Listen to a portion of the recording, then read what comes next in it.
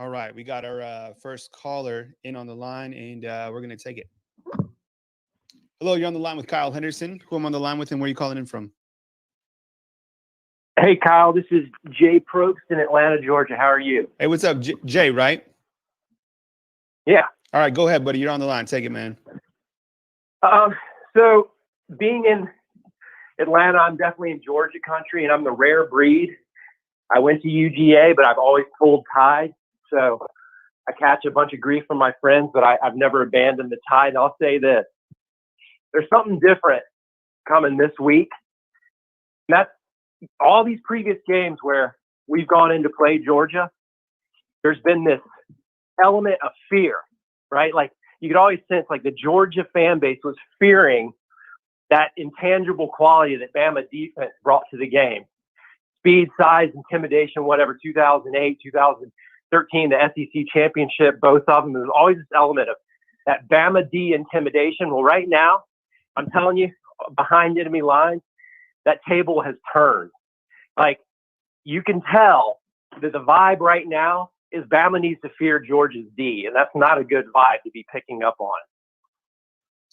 Yeah, I think when you look at this game, and I actually went through and I broke up kind of the side-by-side comparison today. And I mean, it's really mind-boggling to look at Alabama's lack of defense, right? I mean, here it is on the screen right now. Alabama is averaging 51 points per game. So you have a tale of kind of two teams, right? This offense is really incredible, but the points allowed, 30 points allowed. And I get a lot of that is from this Ole Miss game. But I think when you look at Alabama's defense overall, there's a lot of glaring holes. Now, I want to ask you this, Jay. When you look at Georgia's offense, does this offense have enough talent to, let's say Georgia makes some stops. Does the offense have enough talent to keep up with Alabama to, get ahead of Alabama enough to win this game at Bryant-Denny Stadium? Easily. Bennett is not dumb. He's not dumb. He's not great. His one tendency that should cause concern for Georgia fans is he doesn't look anybody off. He's always looking to his primary and throwing there. But I haven't seen Alabama's secondary be that opportunistic. If anything, they've been a little overzealous. Like there was that play against Ole Miss where maybe it was Joe, but I can't remember. But he undercut the pass too early, and their tight end 84 was gone for a touchdown. So they're not. Bennett doesn't have to play a great game. He just has to play a good game, which is what he's been doing. And Alabama's secondary is super vulnerable. So I'm just, again, there doesn't seem to be that tenacity on defense that scares Georgia. They're just not going to, that defense is not going to scare Georgia, and Bennett is not going to get shaken. I just don't see it. So this concept, like I'm looking at the numbers, right? I'm looking at the spread. Like Alabama's allowing over 400 yards a game. Like Georgia's going to get that. Georgia's going to get over 400 yards in this game. So that tells me they're going to score over 30 points. So let me say this. The gold standard is the 2012 national title game when LSU could not run an option. They couldn't get it past the 50-yard line. And in that game the other night, when I saw Kiffin run that screen, and then followed by the option, Bama looked like they were like a defense I've never seen. Like how Bama lost discipline on edge contain is beyond me. Like you should not be able to run option on Alabama. Period. End of story. Yeah, well, first of all, I appreciate the call. I think going into this game, I mean, Lane Kiffin knew that that he was going to score points against Alabama. I mean, he just knew it. I mean, from the pictures that he posted, I mean, he's just obviously an offensive-minded coach, and I think he did a great job exposing Alabama. There's been a couple games in the past where between Alabama and Ole Miss where the scores have been ridiculous, but I think it's more than that. I think there's glaring holes on Alabama's defense, and I don't know if they're going to be able to fix them going into this week or at all. I mean, a lot of people pointing the finger, obviously, to point to Pete Golding. But it's Nick Saban's defense, and Nick Saban has to take control. I don't know if it's a schematics problem or I don't know if it's a talent problem. I mean, you have Dylan Moses out there. You have Christian Harris. You have the 5-star William Anderson. Before I get on with the show, tell me about Zamir White and how you think if he'll be impactful in this game and, kind of how you see Georgia's rushing game, because that's an area that obviously Ole Miss just had 2 players over the 100-yard threshold in that game. They were gashing. I mean, they were. It was like they were running a tunnel screen up the middle. It was so bad. I mean, I'm not. Georgia's gonna get 200 yards rushing easy. It could be the 3rd string guy. I'm not worried about. Here's the thing. Here's the real element that Bama fans need to be concerned about. If you I watched that Skycam view in the Auburn Georgia game. So you were behind Bo Nix. You had that like 20-foot elevated level looking at what Bo Nix was seeing. Those stunts that Georgia was running are terrifying. Bo Nix ain't the greatest, but man, that Georgia defense made that kid panic on every snap. And Mac Jones has not seen that. He's had some tough games. The Auburn game last year, he looked good. But when he sees those blitzing linebackers and edge rushers from Georgia, I'll end on this. Bama fans, I say this with heart, be concerned and be worried, because this is the first time a Bama-Georgia game has been teed up where I truly believe Georgia's going to give Bama a nightmare scenario. Great call, Jay. Well, we appreciate it, man. And we have a recruiting show on Tuesday. Obviously, there's some recruiting between the 2 teams. I'm kind of curious to see if Georgia can flip Dallas Turner. And then we have our call-in show again Wednesday night, and then our post-game show following the game. So thank you very much for joining us today. I appreciate the call. A lot of good dialogue for you and from yes, you. Sir. And I'll catch up with you soon. But thank you very much. I thought it was great to wrap, and always love going to the ATL. So appreciate the call. Thank you very much. Yes, sir. Thanks. All right. That was Jay in Atlanta. If you want to watch the Nick Saban press conference, just rewind this video to the start. I'll clip it at the beginning, so it'll jump right to Nick Saban. I was going to take a couple calls and just kind of, get some dialogue, just considering it's kind of like special programming. I usually jump on Wednesday, but trying to ride this wave of momentum into this Georgia and Alabama game. And I already talked, and if you're just joining us, I know there's a lot of people just joining us. Saban's video is at the very beginning, so just start this video over and you'll get to Nick Saban. And then again, I'll clip it so Nick Saban is right there. I got another call coming in. I'll take it right now. Hello, you're on the line with Kyle Henderson. Who I'm on the line with, and where you calling in from? Andre Jordan, and I'm calling from Killeen, Texas. All right, Andre, turn the volume down in the background so I can hear you better. Okay, yeah. My name is Andre Jordan, and I'm calling from Killeen, Texas. All right, Andre, go ahead, man. You're on the show. All right, boss. What I think what's going to happen next week, though, with them having that group text, him, Kirby, Pruitt, and the coach from South Carolina, all of them have that group text. Lane Kiffin gonna give Kirby Smart some of the plays that he ran against us to get us to try to beat us again, try to beat us this year. They all talking together. They making somehow, some way to try to beat Nick Saban somehow this year. I mean, possibly. I mean, think about this. I mean, Nick Saban, 21-0 against former assistants. I mean, you had Jimbo Fisher. Obviously, he wasn't on that group chat, right? Because Alabama kind of did what they wanted against him. And then you had Lane Kiffin. And I think Lane Kiffin really had, I mean, he kept saying on his press conference that he had the #1 team. He kept on saying it. I mean, Lane Kiffin is so good at his wordage, right? Kept on saying that we had the #1 team on the ropes and we didn't take advantage of it. I mean, the quarterback, Matt Corral, kid was amazing. And then now you have Kirby Smart. Obviously, him and Lane Kiffin tight. And then after that, you got Jeremy Pruitt, right? So, I mean, yeah, obviously those guys, someone's got to be the first guy to beat Nick Saban. You would think. But, you know, my thing is like, don't get me wrong, eventually it's going to happen. You know, I hate to say it, but eventually it's going to happen. But my thing is like, it was something going on. I don't see Lane Kiffin just exploring that defense like that good.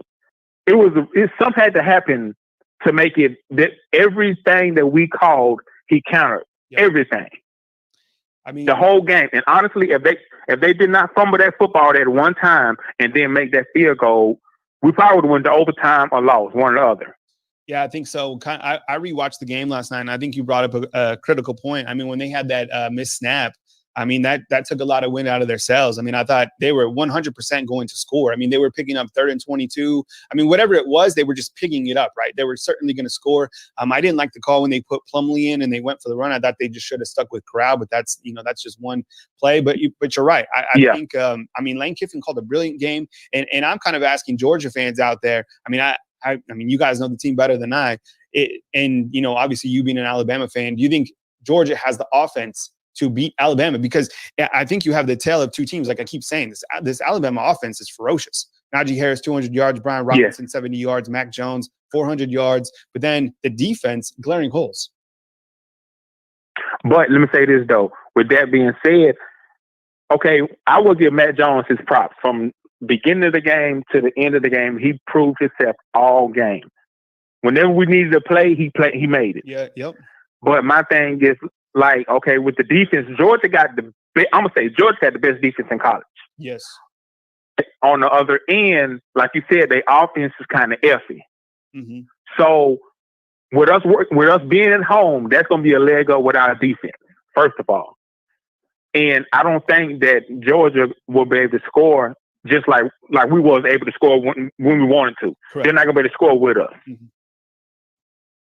Because if you take Pickens out, if you double Pickens, whatever his name is, number one for Georgia, it's going to leave some more people open or man covered or whatever. But I don't think they're going to be able to take the top off our defense, though. Yeah, I'm kind of – and Georgia fans, you can chime in here. What kind of quarterback is Stetson Bennett? I know that he wasn't the first guy that everybody was talking about. I mean, there was a couple other quarterbacks, obviously. And then you have, Zamir White. And then I was actually curious to see as well, when you look at kind of the stats right now, George Pickens only has 8 receptions for 87 yards. Kind of like what's kind of the detail with that? I have the defensive stats, which I'll also load, but I'm kind of with you, Andre. Is like I want to know. I mean, and I don't think this game gets into a shootout. I think it'll be much lower. I think Vegas has the over under less than 50 on this game. So but it's gonna like Jay from Atlanta saying. I mean, just the defense coming in is absolutely ferocious. My thoughts are kind of more about Georgia's defense. Any final thought, Andre, where we kind of wrap up here? Honestly, all we have to do, I'm gonna say this. Is spread them out. What I would do is I'll make Waddle, Devontae Smith, what's the name? The other receiver, John Mechie. And then I put Battle in the other slot. I have Waddle and Battle in both sides of the slot. Devontae Smith and whatever his name, Mitchie on the other end. Mm-hmm. You spread them out, they can't stop you. Yeah. With Najee running like he's running, they can't stop us. Yeah, absolutely. I mean, the running game has been absolutely ferocious. Yes. So I appreciate taking my call, though, boss. All right, man. Take it easy, Andre. Appreciate it, man. All right. Roll Tide. All right. Roll Tide to you, man. All right. We got our next caller coming in the line. We're going to take it right now. All right. What's going on? You're on the line with Kyle Henderson. Yes. Who I'm on the line with, and where are you calling in from? I'm calling from Nashville, Tennessee. Okay. And my name is Corey Lewis. Corey from Nashville. Okay. Go ahead, Corey. You're on the show. I want to know if with the defense, don't you think it's a defensive line talent problem? Because we didn't get no pass rush on Matt Corral. Yeah, well, a couple of things. And first of all, thank you very much for calling. I love going to Nashville. I think Tennessee is a beautiful state. I think a couple of things, because I rewatched the game like I was saying last night. So I watched it twice. Number one, Fedarian Mathis, I think, is underrated. I think he did a good job for the most part, right? I mean, he's your defensive tackle. He did. I thought DJ Dell did a good job. He wrapped up a couple times. He doesn't have a lot of explosiveness, so he's never going to get to the quarterback. Christian Barmore, we really haven't seen him get to the quarterback yet. He's playing aggressive. And then you kind of look at LeBron Ray. Haven't really seen much from LeBron Ray, but I'll tell you this. I thought Ole Miss's offensive line took it to Bama's defensive line. They did a fantastic job. They sure did. And what about they just completely shut down William Anderson? They were the first team to be like, look, maybe we should put someone on William Anderson. And that's another question. Is he the only pass rusher that Alabama has? I mean, coming off the edge, possibly, because let me ask all the Alabama fans out there, what did you guys think about Chris Allen? Does he seem like someone that can get to the quarterback? I want to ask you the honest question. Nah.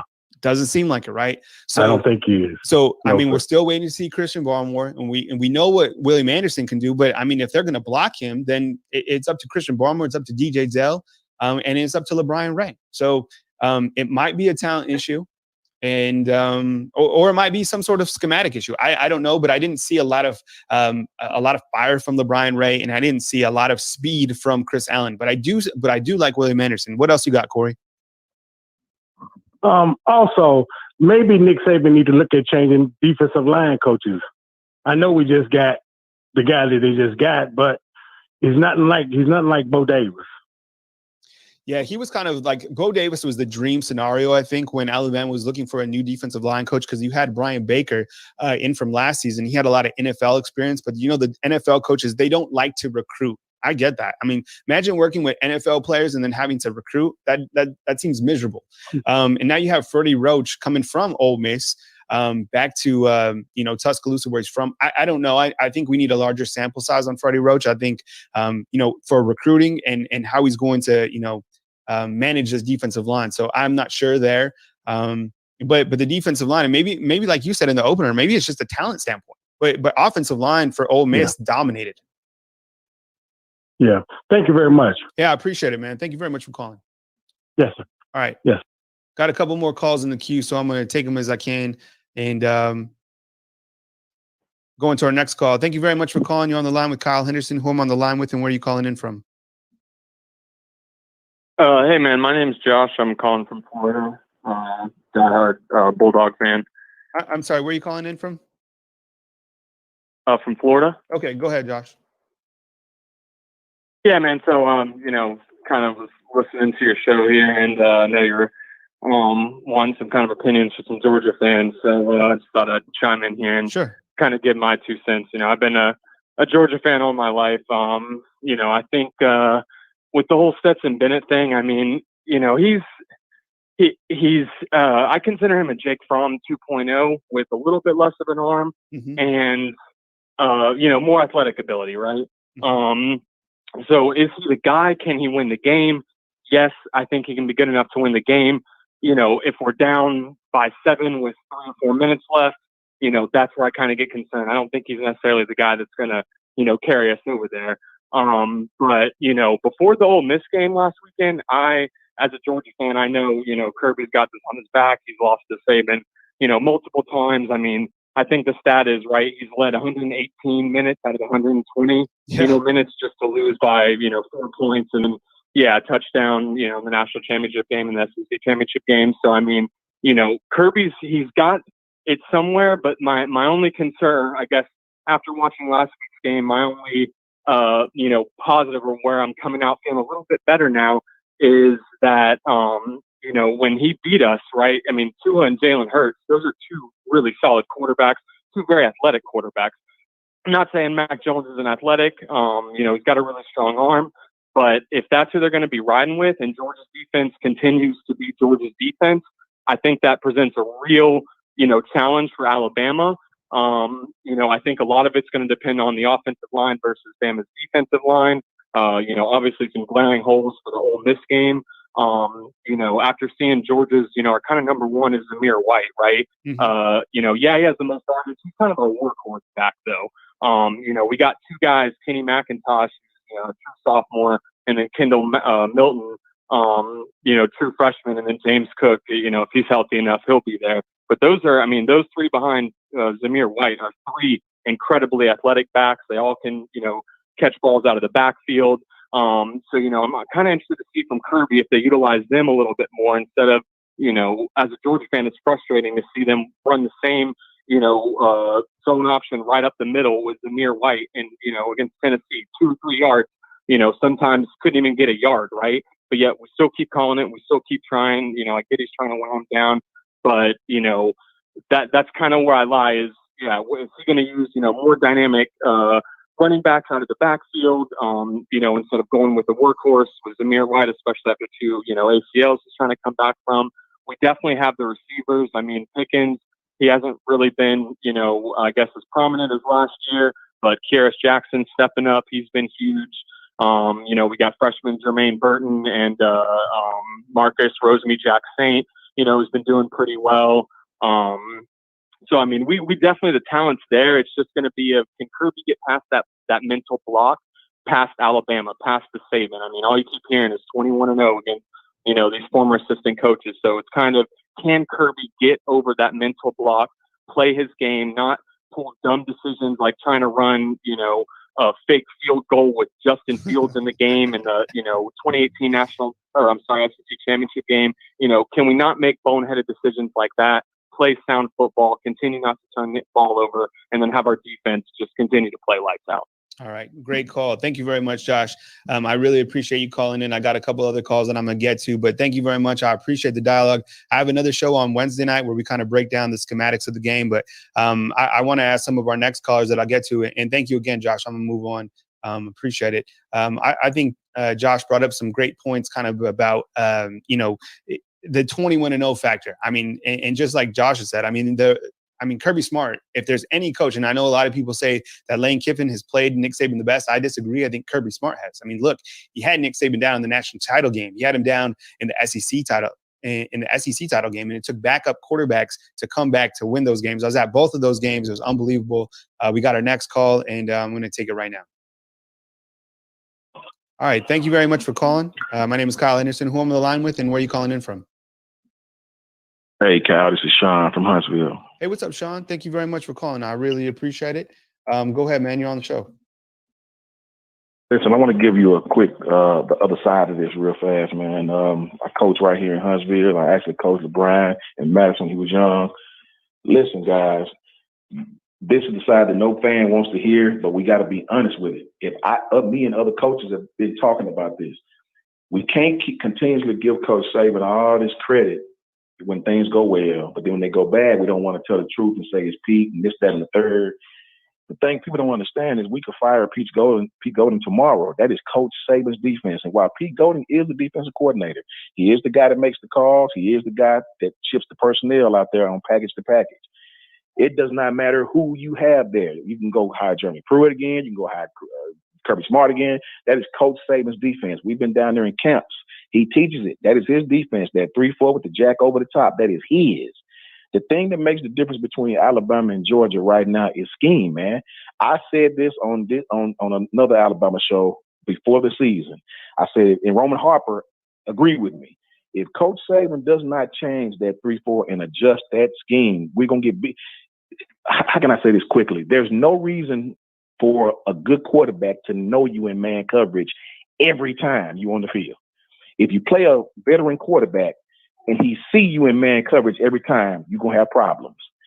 The difference in Alabama and Georgia is Georgia takes their young guys, even if they're not ready to play 4 downs, and puts them in packages.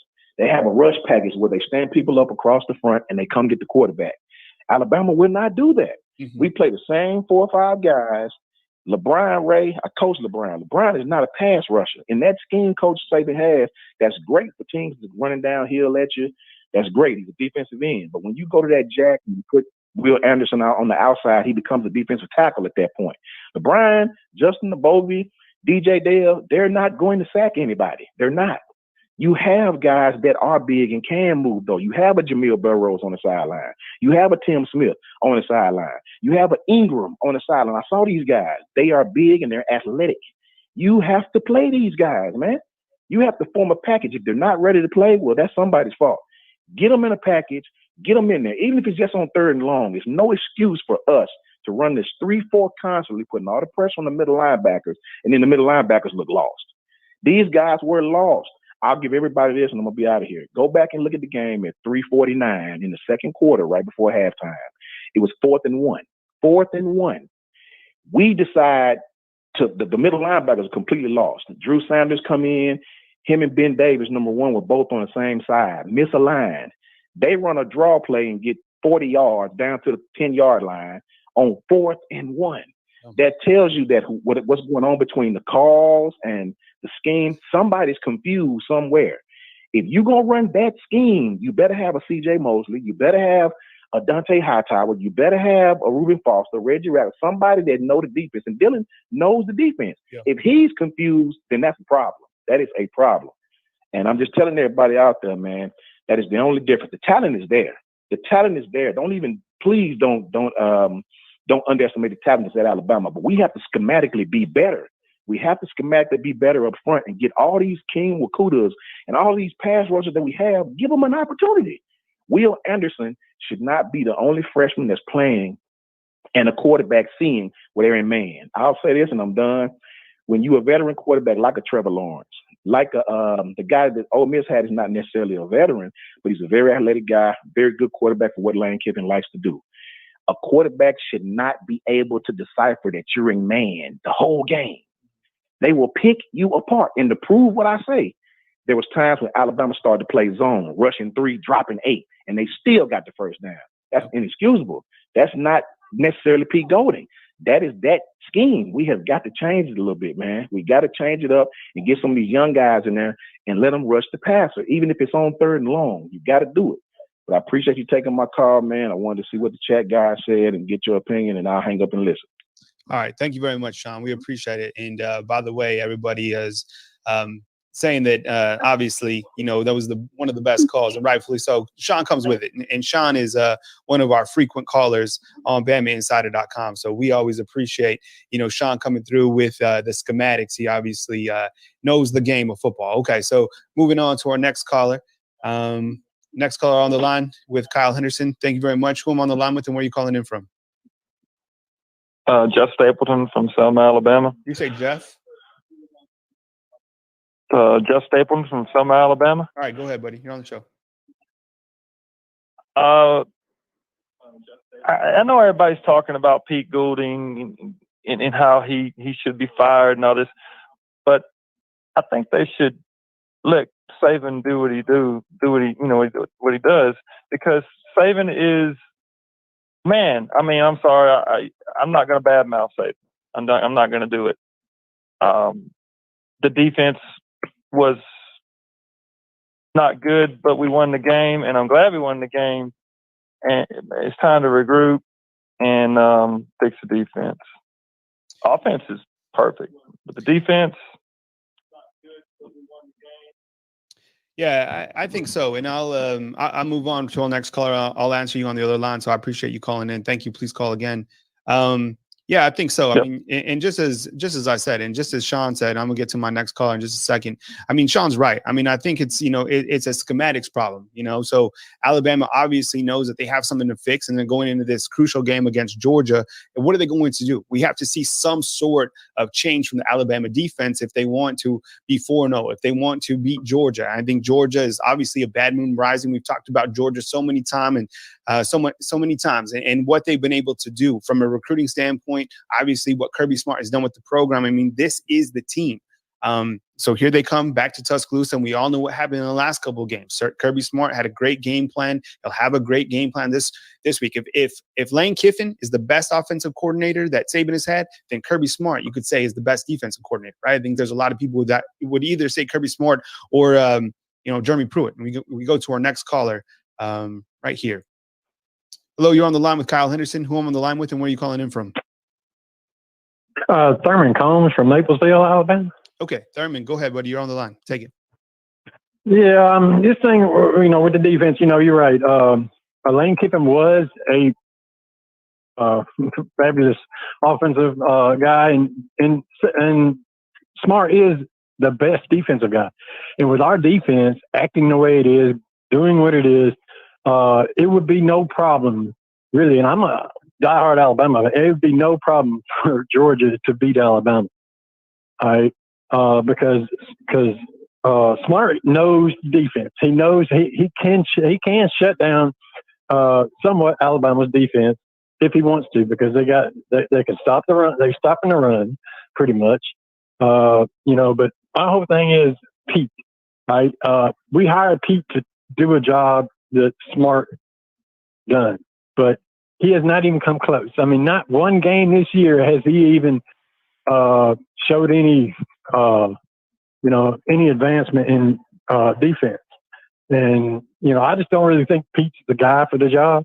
Like the dude said, it's Saban's job to fire him and hire him. But Saban needs to, if we do not put out a good defensive stand against Georgia, Pete should be gone by the end of the year.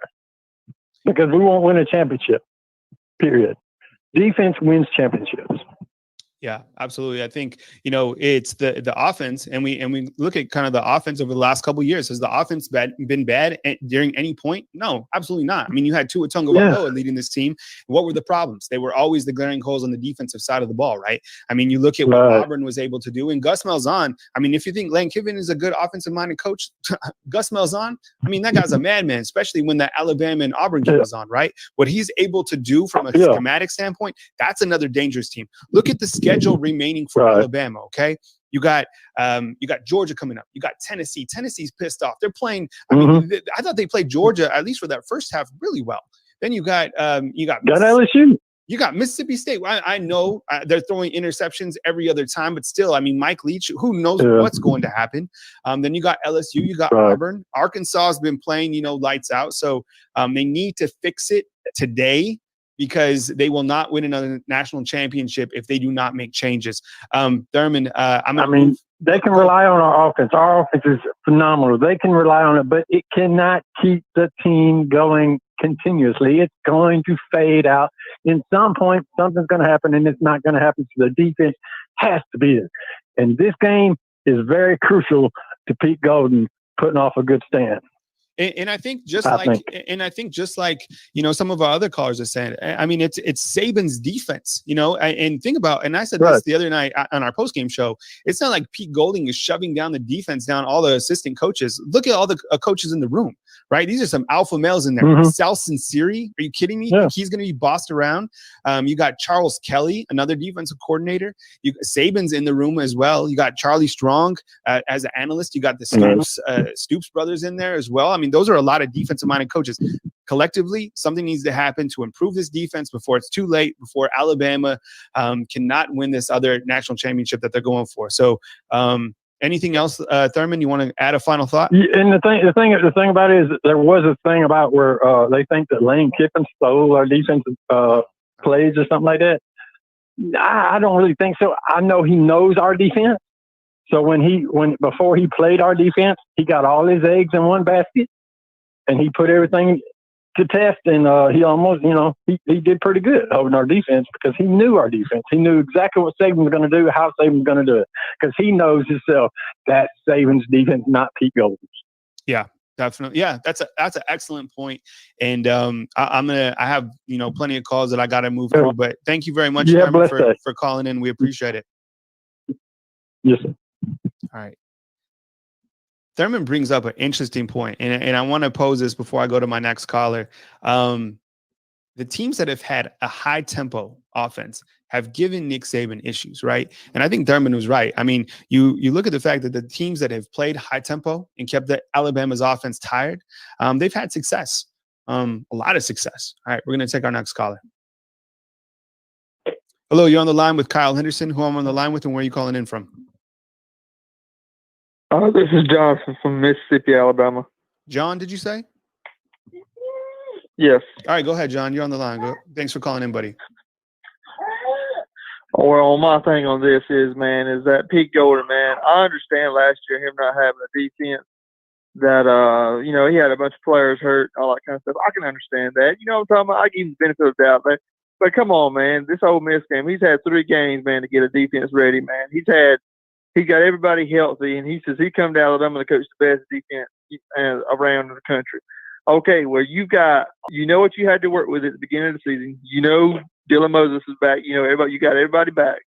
On my thing on this is, if you can't get the job done, man, you either need to resign or Saban needs to fire him. I mean, because I'm sick of seeing defense wins championships, man. And Alabama will not win another championship until this gets resolved. Yeah, I think, as previous callers have stated, there's nothing wrong with the offense at all. I mean, I have this side-by-side stat comparison. I mean, 51 points a game. I think Sarkisian is doing a fantastic job. Thought he did a fantastic job last year. And I've asked this question again and again. It's like, this Big 12 offense and Big 12 defense is now like came into the SEC. And I don't think it's going to, I think someone said online, this is fun to watch, on TV. Of course it is, but this isn't going to be championship winning football. I mean, look at what Oklahoma has turned into, right? I mean, Oklahoma can score points all day, but I mean, they're in shootouts constantly. They lose big games, and Alabama needs to address this instantly. What else you got, John? The other thing on the situation is, I don't all the time think the best player starts, to be honest with you, man, because if you go back to Damian Harris and Josh Jacobs' situation, Damian Harris started ahead of every game on Josh Jacobs. And Josh Jacobs, you see who the NFL thought was better. You see who's doing better in the NFL. Josh Jacobs is 10 times better than Damian Harris, but why was Damian Harris playing ahead of Josh Jacobs and got more carries than Josh Jacobs? That I don't understand. Yeah, that's a very interesting question. I mean, you kind of look at how those two are going right now. And Damian Harris just had, a nice performance, but it's nothing compared to what Josh Jacobs is doing. Josh Jacobs playing like one of the best in the line. But we're going to move to our next caller. But thank you very much for calling in, John. We appreciate it. Oh, thank you. All right, let John get back to parenting. All right, here we go. We got our next caller on the line. We're going to take it.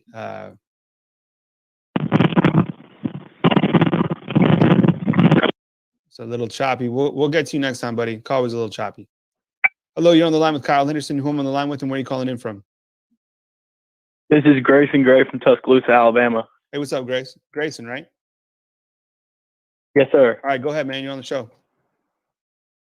All right, we have posed problems like just historically with mobile quarterbacks, right? Ole Miss had a very mobile quarterback. Ole Miss's offense, they have Lane Kiffin. They're going to be very, very, very good. I do not think Georgia's quarterback is anywhere near as mobile and as dangerous as a threat. Now, our offense is probably going to have issues with playing against a better defense. Ole Miss, not a good defense. We can look back and see that Mizzou defense is not really their strongest thing, neither is A&M's. So if it turns into a shootout, who do you think personally is going to win this game? I mean, Alabama, 100%. I mean, I think that's what Alabama almost has to hope for right now. I think Alabama, when you kind of look at the side-by-side comparison, I mean, that's exactly what Alabama has to do because that's the way they can win football games. That's the way this Alabama team is built, is based off scoring touchdown after touchdown. And, I mean, the way that Mac Jones has been playing, it's been phenomenal. I mean, he leads the entire country on passing efficiency, and I'm really happy for Mac Jones. I mean, you're from Tuscaloosa. You kind of knew that there was a camp that didn't even believe in this kid, and for him to come in and to play how he's played has been fantastic. 1,100 yards, 8 touchdowns, 1 interception, passing rating of 220. And then you have Najee Harris. I mean, pick whoever you want on the offense. There's nothing wrong with the offense. So I think in a shootout, Alabama wins 100%. But here's an interesting stat. Let me see if I have it on here. If not, I'll load it here in a second. The punting situation. I think Georgia right now is punting 47 yards per punt. Alabama is averaging like 33 or something like that from Sam Johnson. If this gets into a field position game, Georgia can certainly flip the field. And they're going to kill us. Exactly. And then Will Reichard, he's 2 for 2. And Georgia's kicker is 7 for 8. I'd probably still give the edge to Georgia. But, if special teams comes into play, this will be a great opportunity to see if Will Reichard is really that kicker. What else, Grayson, when you kind of look at this matchup between Alabama and Georgia? I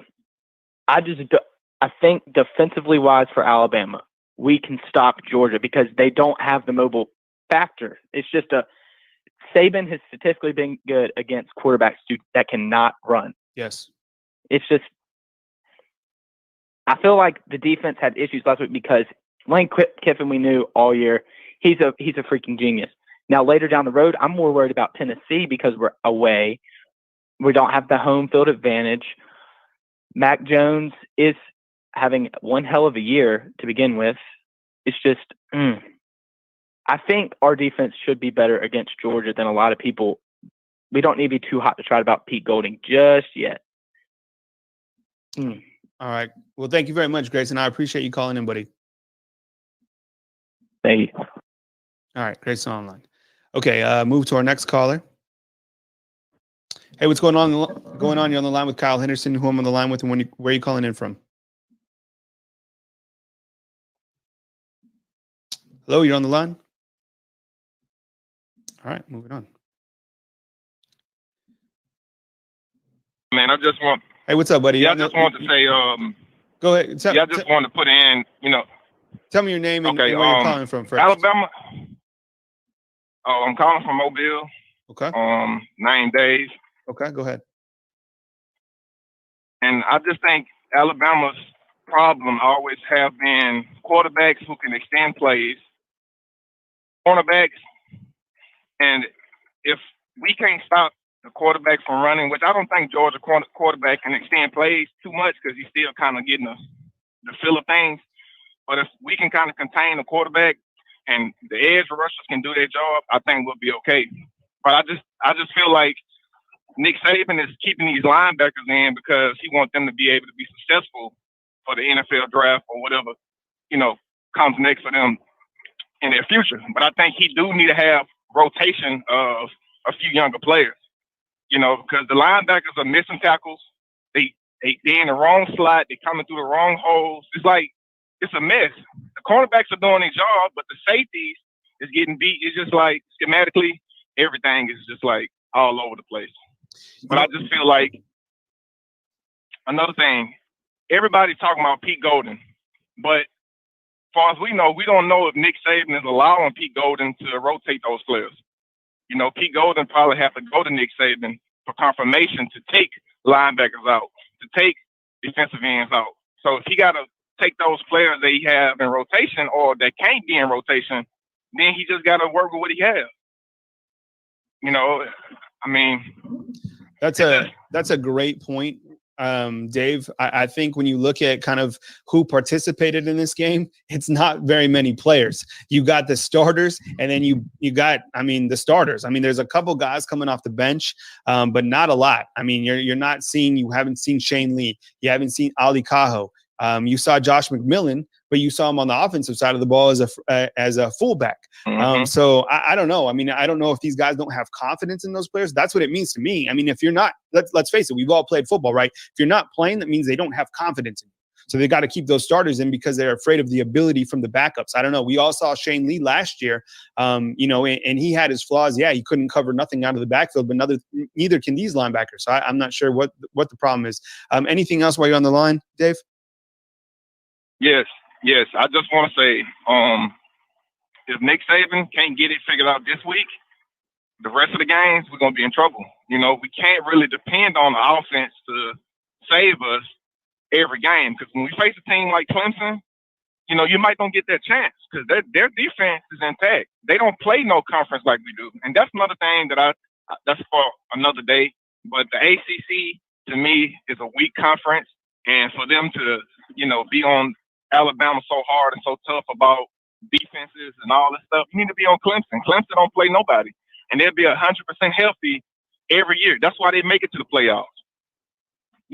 So I think they just need to cut us a break and then just let the team still kind of – and people got to realize we're still dealing with COVID-19.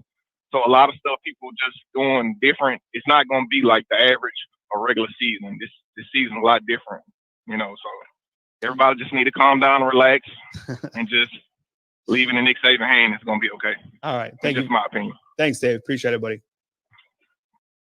All right. All right. Got another caller on the line. Hello, you're on the line. Who am I on the line with? Where are you calling in from? Hey, this is Matt from Mobile. Okay. Go ahead, Matt. I think we can all agree, something needs to be done, with the defense. I guess the question is, when do you make that change? And how do you make it? If you go in there right now and just say, hey, we're going to, put you aside, for a few games and let Charlie Strong call the plays or something like that immediately, you could end up doing more damage than good. So I guess you just have to cross your fingers and wait till the end of the season. Yeah, I think, Matt, I think you're right. There's no way that a change is going to happen in the middle of the season. I think that can make the whole season fall off the rails, right? I think what you have to do collectively is try to figure out, is does Pete need, someone else helping him call these plays, make changes? Could it be, and realistically, I know a lot of people want Charlie Strong. It would probably be Charles Kelly. He was, I think he has on his title is assistant defensive coordinator. So that would probably be most realistic, but I can't see Saban making a drastic change in midseason unless they get completely blown out the water, which isn't going to happen with this offense. What else you got, Matt? Yeah, and he was in Charles Kelly was a coordinator at was it Florida State? Yeah, he was at Florida State as a DC. And, yes. and how did we even? I hate to just be jump on the critical bandwagon, but I mean, how did we even end up with a guy like Pete Golding who only had 6 wins at UTSA? I mean, usually, we would hire a guy with a lot better resume. So I don't even know how we even ended up with this guy. But I'll let you take it from here. Thanks. Okay, thank you, buddy. Appreciate it. By the way, everybody, before I'll take just a few more calls, and then I gotta eat some lunch myself. By the way, the game time for Alabama and Tennessee has just been announced, and that's going to be a 2:30 kick on CBS. So that's a 2:30 kick on CBS. So I just want to make sure I got that right. And that game is obviously going to be at Neyland Stadium. So that'll be October 24th at Neyland Stadium at 2:30. So it'll be on CBS. So just wanted to bring that to your attention because I know we always learn about the following times. I know, as we continue to build out, that's kind of how the schedules works. And we just got the information a few minutes ago. Appreciate you joining. Hey, if you guys are watching, could you guys give me a thumbs up? I know that really helps. You might thinking like, how does that help? But that helps, gets our channel out. And then also subscribe if you're an Alabama football fan. I know if you're a Georgia fan watching right now, you probably don't want to see Alabama video. So that's cool. But if you're an Alabama football fan, please subscribe. That really helps our business grow. It helps our channel grow. So thank you very much. I appreciate it. I'll take a couple more calls and I'll wrap it up. Phone lines are busy. So appreciate it. All right. You're on the line with Kyle Henderson. Who I'm on the line with and where are you calling in from?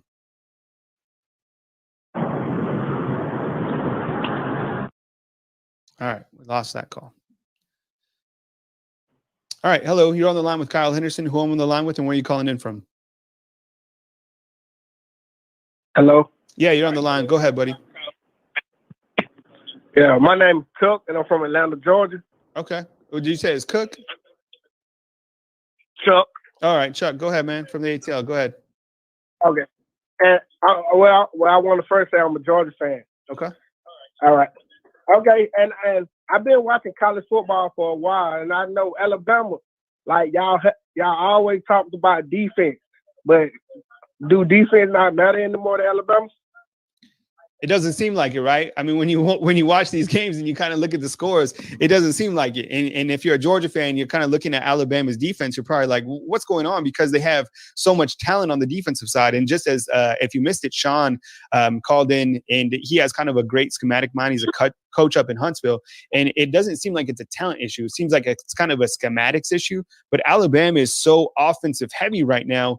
Let me point out one stat, and I know I have these stats up on the board, but against Texas A&M, okay, Alabama had the football for 22 minutes. That's it, and they scored 52 points. That's how dangerous the offense is.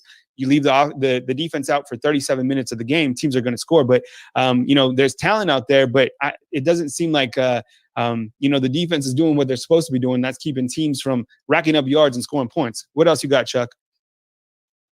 Okay, I understand it, and I want your prediction.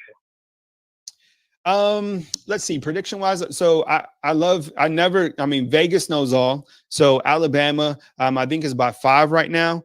And the over under is 40. I think it's like under 50 points. So I'll go Alabama. So I'll take the over. So I'll go Alabama 31, and I will go Georgia 28. So something like that. I think it'll be close. I think it'll be super tight.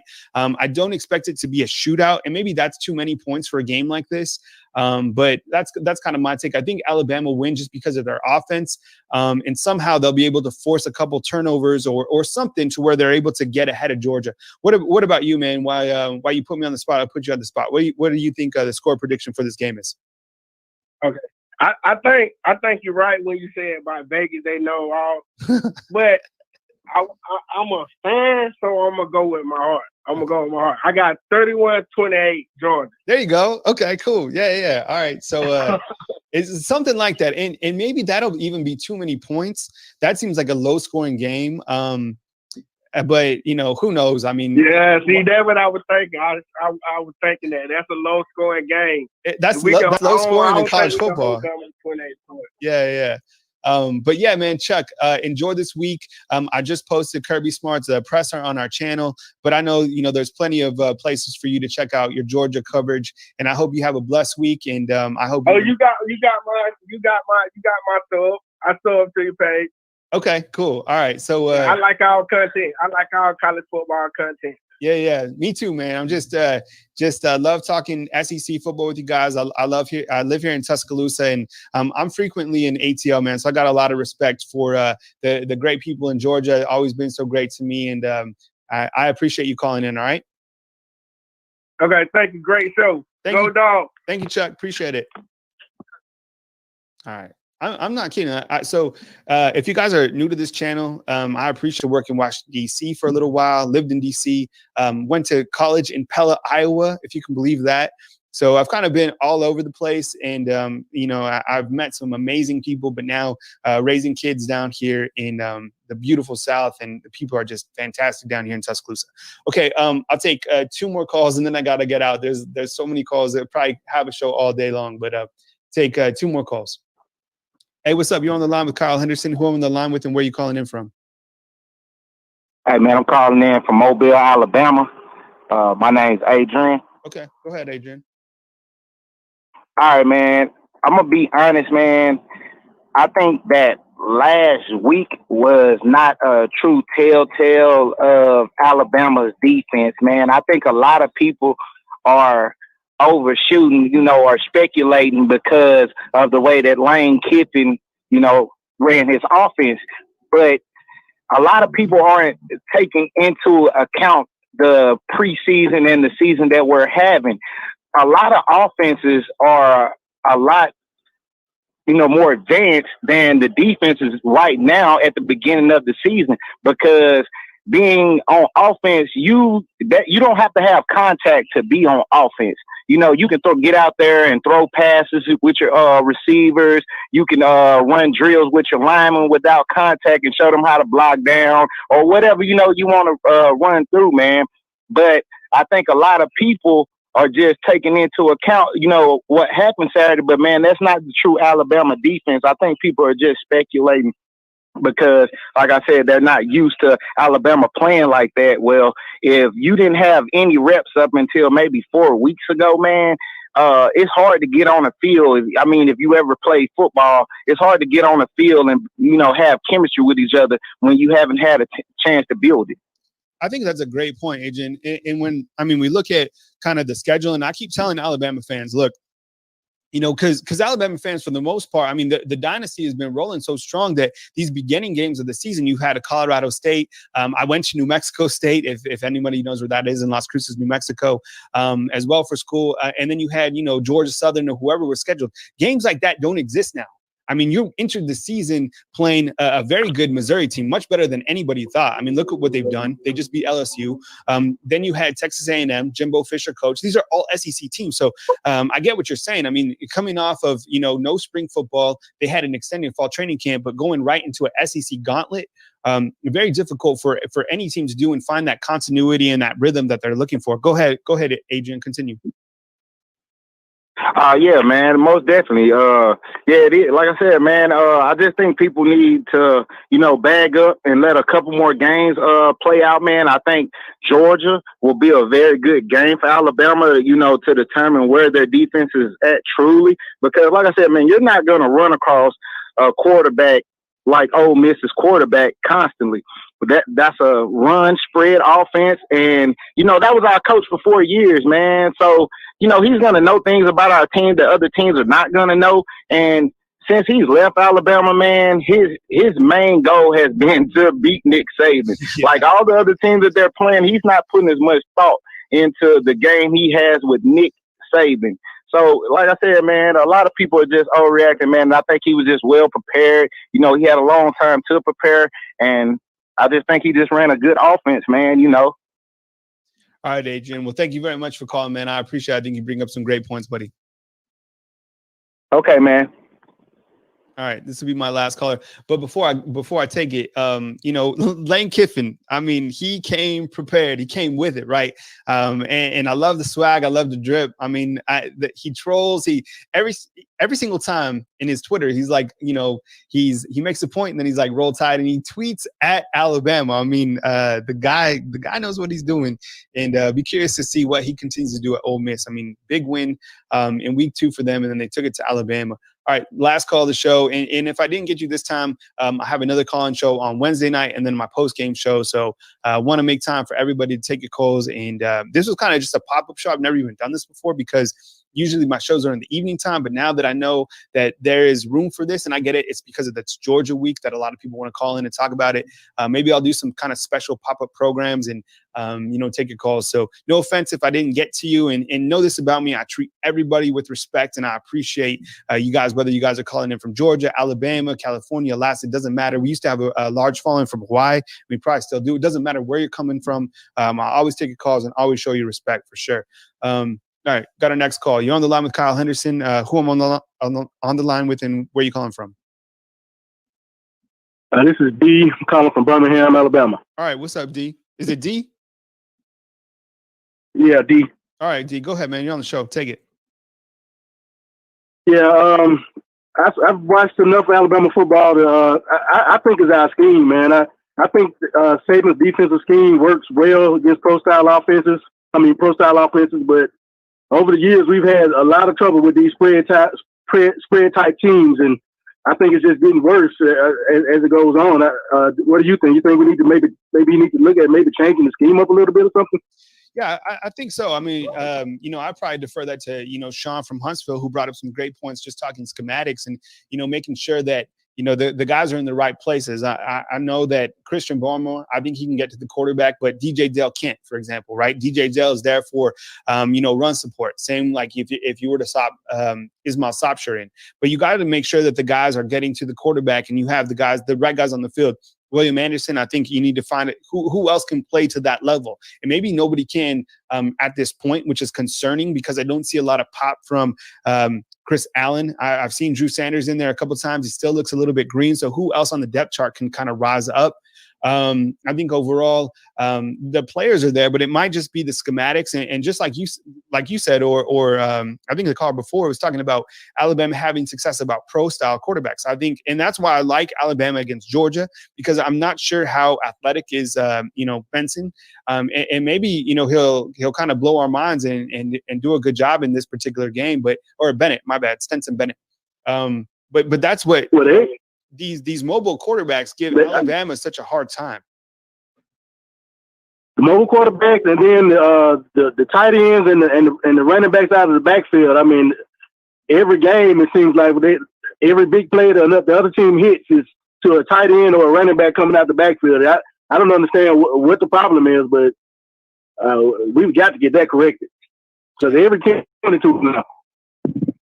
Yeah, I think there's a lot of problems, and people, keep pointing the blame at Pete Golding, and I agree. I mean, it's on him. When you have the title defensive coordinator, that's the defense, and if Saban needs to make changes, he will, and he has in the past. All I'm saying is I don't think he's going to make a mid-season change. I think this is the one season where you'd want to see what Nick Saban was saying to Pete Golding in Ole Miss, when they were having that shootout.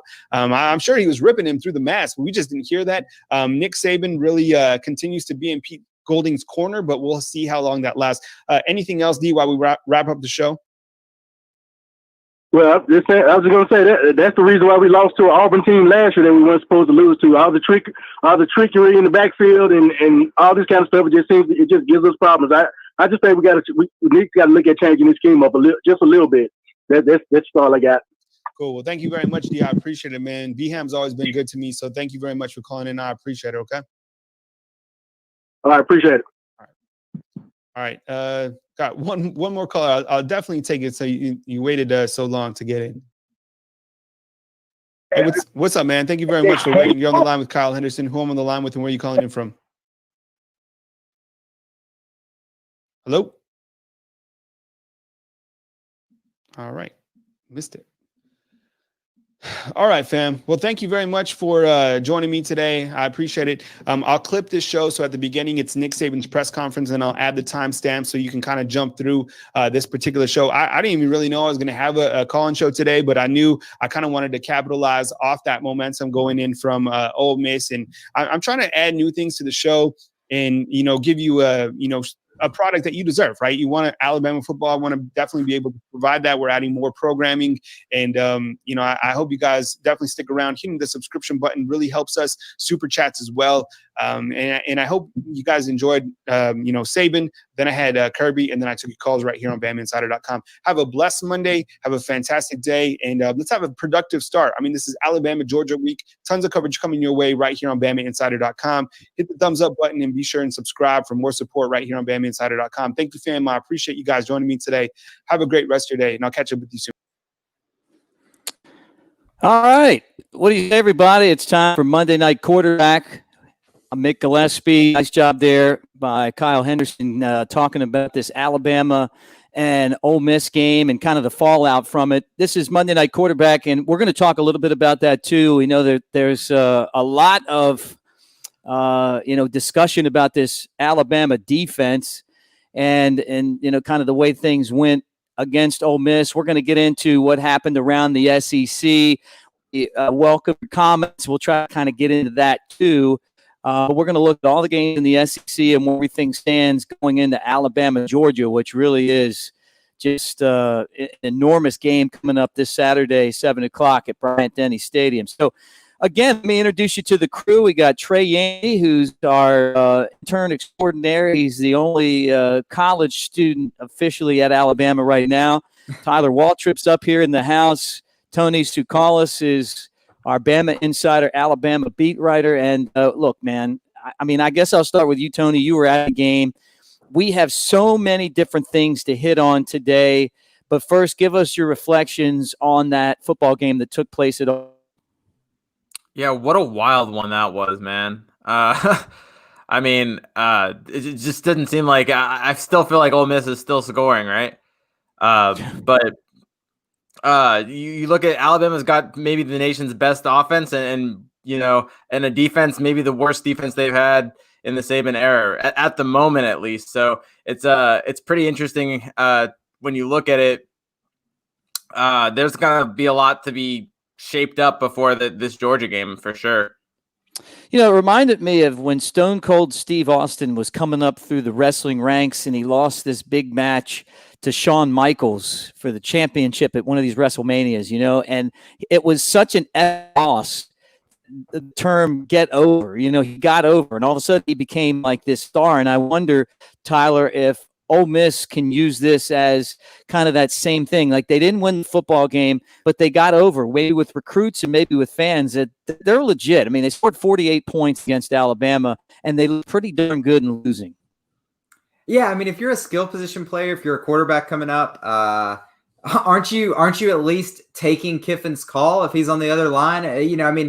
There's not many coaches that can say, I can put you in a position to have that kind of impact against Alabama. And anyone who has a good game against Alabama, scouts are watching, the country's watching, that even the guys that have good college games against Alabama, even the ones that don't go to the NFL, we still remember them. Yeah, that's a great sales pitch right there. You can just, and I'm sure Kiffin's probably not, he doesn't want to call and say, hey, we played Alabama close, but that's good enough to recruit. He's already a great recruiter. I don't see how this isn't going to be a big win for him on the recruiting trail. Trey, what's been the reaction around campus? That's a kind of an interesting thing too. What's the student population saying right now? Yeah, I think it's generally the same as the rest of the fans, but maybe there's a little bit more, I guess, comfort on campus. I think for the most part, students are just so happy to see Mac Jones play the way he has so far. And everybody, this is a team that is going to be able to score a lot of points on Saturday against Georgia. But we're going to talk about it a lot tonight. It's this defense, and it's been addressed from really after the first half on Saturday and well before then. There's a problem there, and I think that whatever it takes to address that. Obviously, there might have been some sign stealing or something of that nature. And credit to Lane Kiffin and this Ole Miss team, Matt Corral. This is a good offense, but I think everybody's a little uneasy. This is a little bit nerve-wracking to think that your biggest game of the season, a game that could determine if you make the playoff or not, probably will determine if you make the playoff or not, comes after a game that you allowed 48 points to a 1-1 unranked Ole Miss team. I think it's left everybody a little bit nervous, but for the most part, I think everybody's just spirits up, get ready for this weekend, and come out and play. Forget what happened. Who knows? Maybe this is the first of two meetings between Alabama and Georgia. But Tony, if you would have said to me at the beginning of the season that Mac Jones would be a Heisman hopeful, maybe the front runner, I would have been like, I don't think so. But I'll tell you what, after 3 games. We talk a lot about the defense, and we're going to talk more about that too. I mean, you have to. That's the worst defensive performance I can ever remember an Alabama team having. But Mac Jones, the first time ever that a quarterback's thrown for 400-plus yards in back-to-back weeks. I can't believe it's him, but it is. It is him. It's not Tua. It's not AJ. It's Mac Jones, and he is really performing. I mean, that was a perfect game. You look at the way Mac Jones played in that game. He made one throw, I think, that, if you look back, could have been intercepted. Other than that, he was on the money. He was smart. He was efficient. It's crazy that he wasn't the star of this game because, Najee went and had 5 rushing touchdowns. But any other week, we're talking about Mac Jones. Crazy enough, he didn't even get a Player of the Week honors from Alabama, which is just ridiculous. But he's playing one of the – if he's not the best quarterback in the nation right now, he's playing as one of the best. I think this is a big test for him because he's playing the best defense he'll face all year. And if he can put up anything close to these numbers against Georgia, we're really talking Heisman, and we're seriously talking Heisman too. It's not just it's only been 3 games. If he can put up numbers even close to this against Georgia, he's a leader. He's a contender for the Heisman if that's the case. Yeah, and he's going to face a defense. I watched the game against Tennessee. They blitz from the corners, from the safeties, the linebackers. They're constantly going to put pressure on him, and he's going to have to really work quickly to identify where that blitz is coming from and find someone. And if he does, I mean, you can burn a team that blitzes a lot if you're a good quarterback. We saw Tua do it. But let's go back to the defense for a second because Pete Golding right now is under an enormous amount of pressure, and I think it's justified. Look, I don't know enough about football to say, hey, this is definitely the defensive coordinator's fault. But what I do know is that when you're the defensive coordinator, it falls on your shoulders. You're the guy who is getting the paycheck for that job. It's your defense, and if they don't do well, now this is a second straight year where we've seen games like this. But the game against Ole Miss, I think, is the worst defensive performance I can remember going back to Mike DuBose and Gene Stallings never had a defense. I know it's a different time of football. Mike DuBose had some teams that weren't that great. I don't remember them missing as many tackles and blown assignments and wide open guys like this. And then I hear the sign stealing stuff. And I'm going, okay, yeah, but I mean, I agree with Lane Kiffin. Even if he stole the signs, it was going like this. So you tell me he's stealing the signs and he's able to incorporate that. Maybe the guys on the field knew the signs as well, but at the end of the day, stealing signs doesn't mean that you try to intercept the ball. If you're in the secondary, you miss the guy and he scores a touchdown. It doesn't mean that when the running back has it, you let him run right through you and don't tackle him.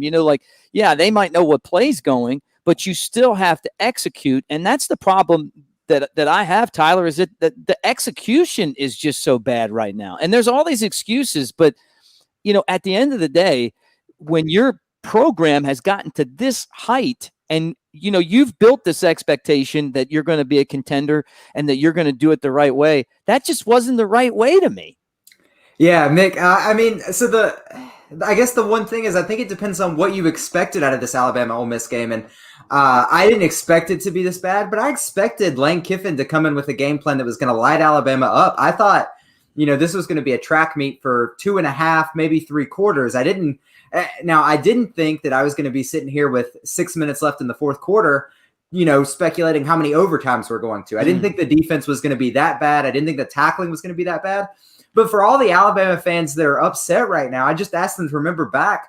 Do you remember what Blake Sims looked like before Lane Kiffin stepped foot in Tuscaloosa? Because I remember what Blake Sims looked like after Kiffin showed up. And no one expected that from him. Blake Sims, waited his turn. No one expected him to win the job. And then when he won the job, no one expected him to be any good. And he was amazing.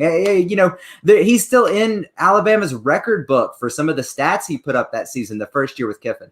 So, I mean, that's the offensive coach that Alabama was supposed to slow down. And Ole Miss doesn't have a lot of talent, but Ole Miss has always had wide receivers. And Ole Miss has recently had a lot of good quarterbacks on campus. And, I mean, I think Kiffin just showed what you can do with those and a good game plan. So, I mean, the defense played poorly, but I expected it to be ugly, just not that ugly, because Kiffin's just a really good offensive coach, in my opinion. Yeah, Tony and I talked about Lane Kiffin versus Nick Saban on the show Friday night, and we knew that it was going to kind of be this it's going to be a really interesting, complicated rivalry. But Lane Kiffin, to me, walks out of that game in a much better place than Alabama, and they still gave up 63 points. Lane Kiffin didn't need that game. This is a bonus performance. This is the kind of game that Ole Miss can kind of look now, and then they play Arkansas. You'd have to have them against Arkansas, so then they go back to 2-2, and then you look at they'll play a game against Auburn, and quite frankly, I think I'm taking Ole Miss right now over Auburn, and that's something that I didn't think I would say at the beginning of the season. But the way Ole Miss is playing on offense, I think they can really put up some points. I think they can beat that Auburn team. And so, if you would have told Lane Kiffin that you'd be 3-2 after 5 games, with your only losses coming to an Alabama team that frustrated all night, and then Florida, I think he would have snapped your hand off for that. So I think Lane's sitting in a great position coming out of week 3. Yeah, what do you think, Trey? Yeah, I mean, this is a great day for Lane Kiffin. This was a game that he never thought maybe that he would put up 48 points, and maybe didn't consider the loss official before the game. But I don't think anybody, if you had told him before the game they were going to put up 48 points, they would have believed that. A good day for Lane Kiffin, but at the end of the day, it comes back to Alabama. You hear a lot of conversation, a lot of talk about how the game is changing and how, allowing 25, 30 points is kind of how the game is nowadays. I don't think that's an excuse. You still have 4 stars, you still have 5 stars. This defense is still loaded. You have the players. There's no reason that you shouldn't be making plays. 48 points. You can score 63. That's great. This offense is looking spotless. But if you're allowing 48 points, there's going to be games where the offense doesn't maybe show up all the way, and you're going to have to struggle. That's, I think it comes down to Pete Golding, because we're starting to hear guys like Dylan Moses, players come out and say that they were confused. They didn't know, where they needed to be at times. The formations, the schemes were all off at times. And maybe it's a little bit too complicated. We've heard a lot of that. Maybe it's just needs to be simplified. And if you're Pete Golding, just simplify it. Know that, know your personnel, know your players, know that it needs to be simplified. So you can blame it on this or that, the 48 points that is, but I think at the end of the day, it comes down to the defensive coordinator not making an adjustment. And, it's probably going to come back to cost him his job now in these next couple of weeks. Yeah, Aaron Short makes a real good comment talking about, the great job that Lane Kiffin did with Blake Sims, but also, calling pass plays at weird times. And, when you had Derrick Henry. Look, I agree. I think that this Lane Kiffin, and we're going to talk about Pete Golding, but I think that this Lane Kiffin is older. He had to go back and really earn this head coaching job. He just seems to me a lot more mature, and I could be wrong. I'm not around the guy all the time, but I was impressed with his post-game press conference. He likes to kid around a lot. Sometimes I wonder, to myself, what he's trying to get at with all that stuff. But, he could be a really, really good head coach if he's totally locked in. Not just against Alabama, but for the rest of the season. And Ole Miss may be one of those teams like Missouri was on Saturday that comes up with some wins this year that they really shouldn't get. But, guys, I'm going to ask each one of you this. We're going to go around the horn. Pete Golding, a lot of people think that you got Charlie Strong on the staff somewhere. Maybe you slide in Charlie Strong, who is definitely a proven defensive coordinator, and maybe have Pete Golden, kind of step back a little bit. Who knows? I mean, that could happen. Maybe not with Strong. I guess if you're an analyst, you can't do that. But that could happen where maybe other people have more of a voice, and we not even know. There's going to come a point where if this continues, you're going to have to do something. And I don't see Nick Saban firing Pete Golding. He doesn't fire anyone, but I could see him kind of readjusting the staff.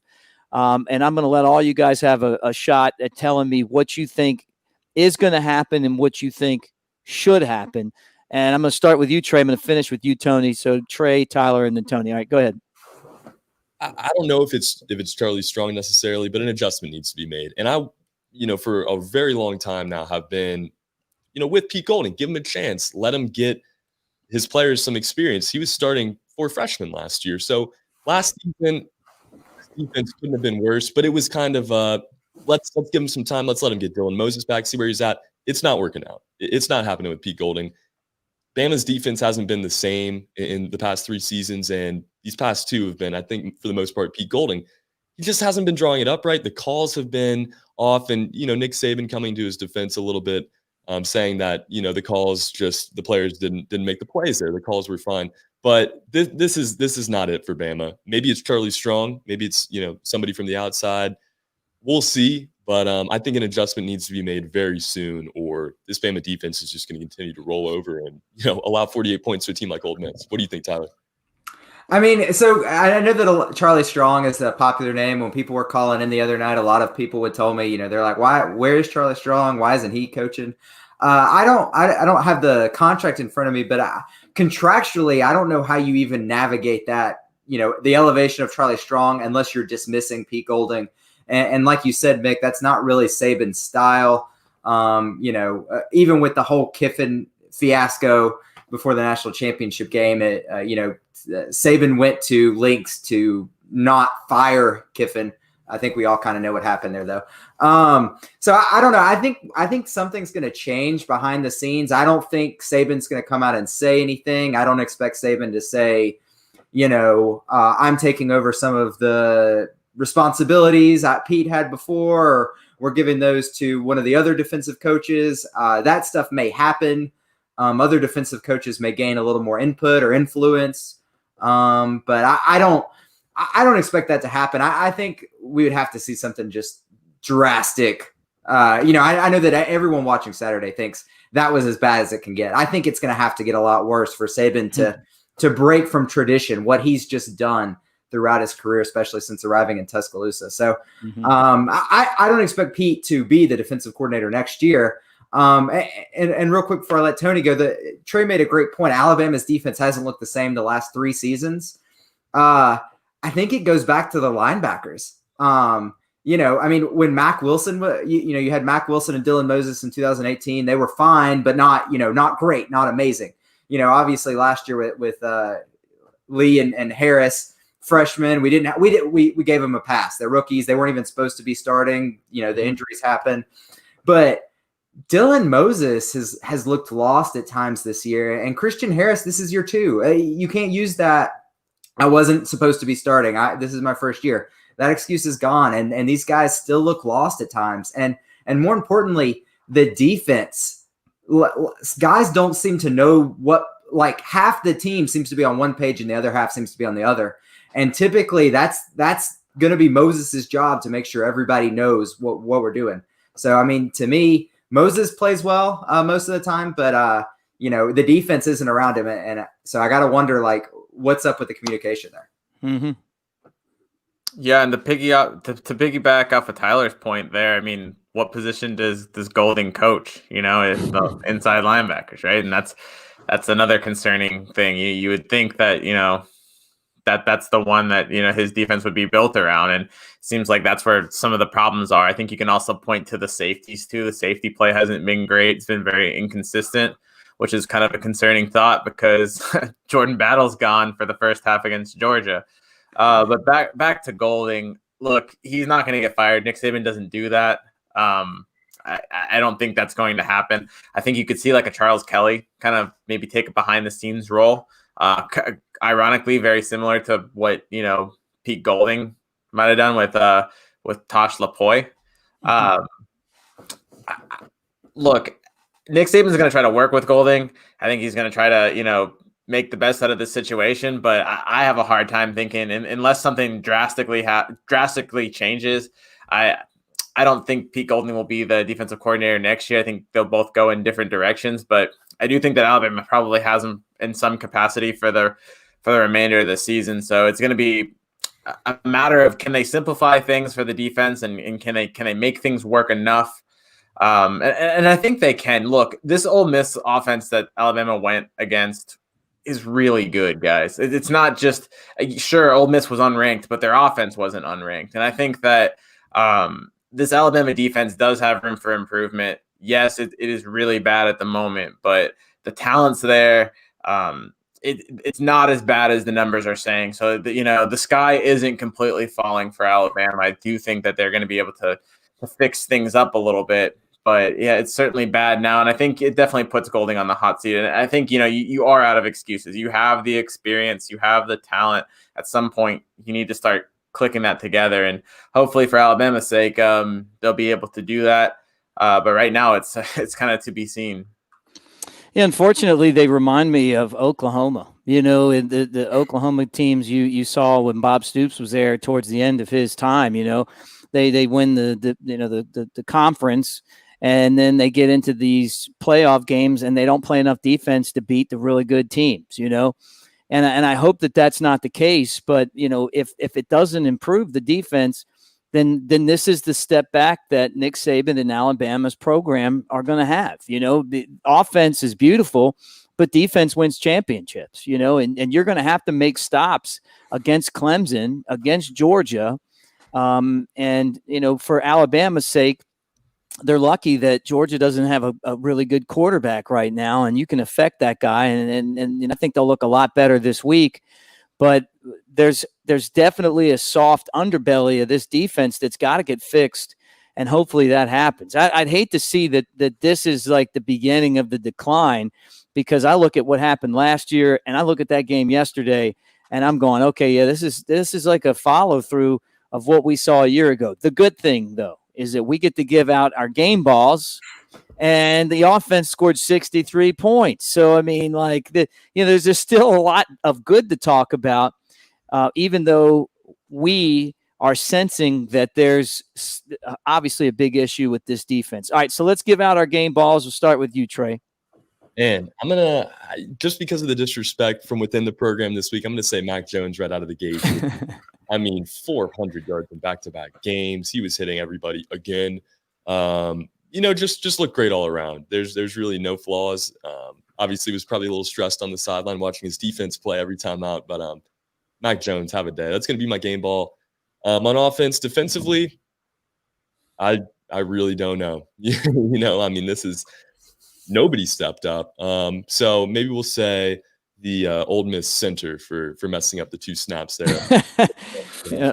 Lane Kiffin's onside kick, right? All right, Tyler. Yeah, so I mean, Mac Jones looked like a Heisman level quarterback. I don't know who's going to take a bigger victory lap at the end of the year. Tony, for all his preseason takes, Mac Jones can leave. He can go to the NFL after the year. I don't know who's going to celebrate more, Tony or me, talking about Najee Harris gunning for that Heisman Trophy, because that's who my game ball's going to. Mac was great, but I mean, not 200 and I think 206 rushing yards. I think 5 touchdowns. I just, you know, I don't know how you give it to anybody else. Mac was amazing. Poor Devontae Smith. I don't know if Tony's going to mention him or not, but he was incredible. But he's an afterthought. Tony? I feel like I have to stay on brand here and pick Jones, right? Like it's like in the contract, right?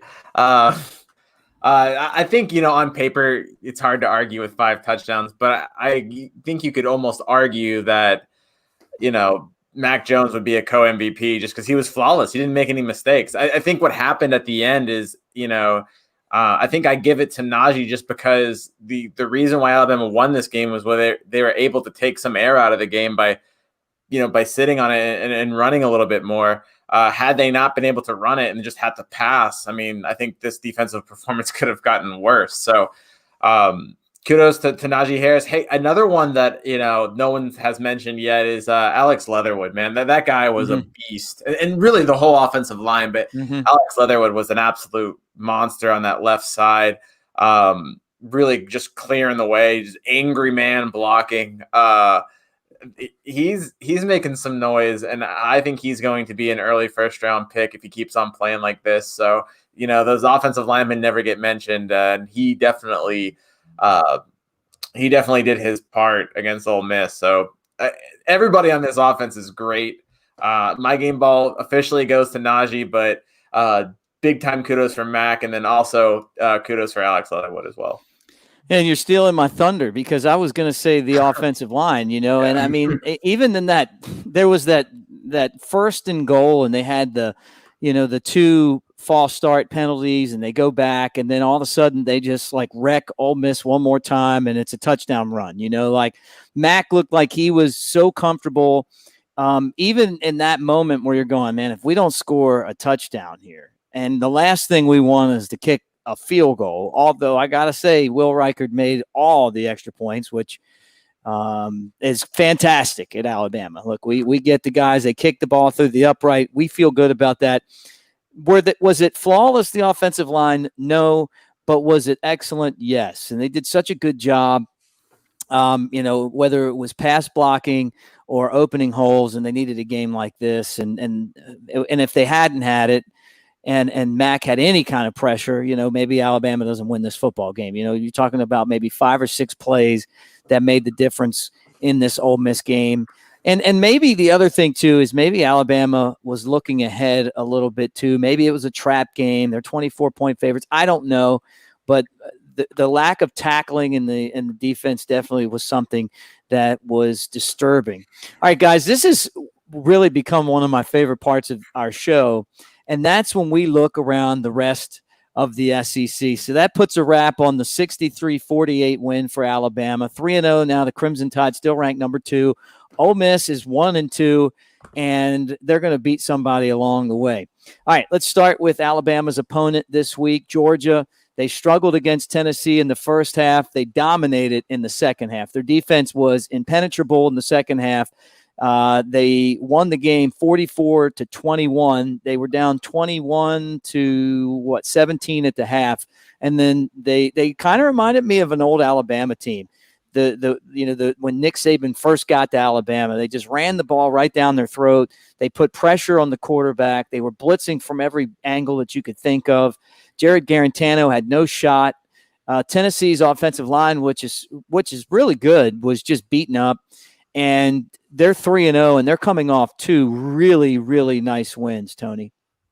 Yeah, and they're a second half team because, you mentioned that, that second half performance against Tennessee. And also, remember week 1, they struggled against Arkansas and then just kind of put on the gas.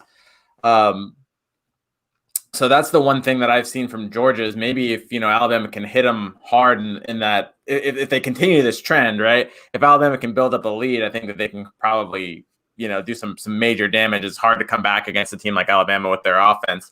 I'm really interested to see, to me, this is the best offense versus the best defense. And not normally when you say that in the past, like you said, you mentioned Georgia's a lot like an Alabama team.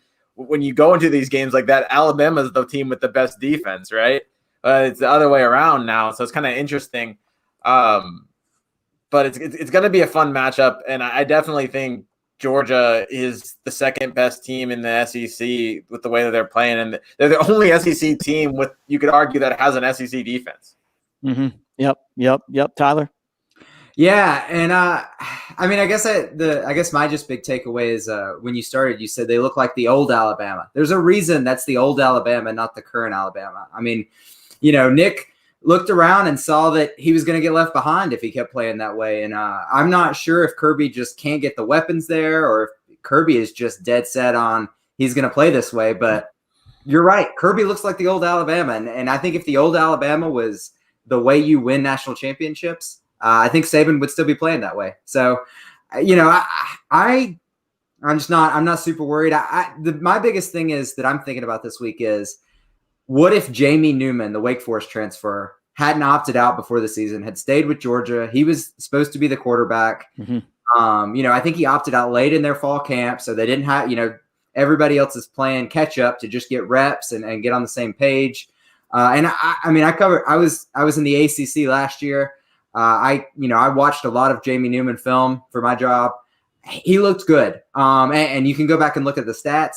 The stats don't look great because the last half of the season, he lost his first 2 or 3 wide receivers. He was throwing to nobody at Wake Forest. The first half of the year, he looked fantastic.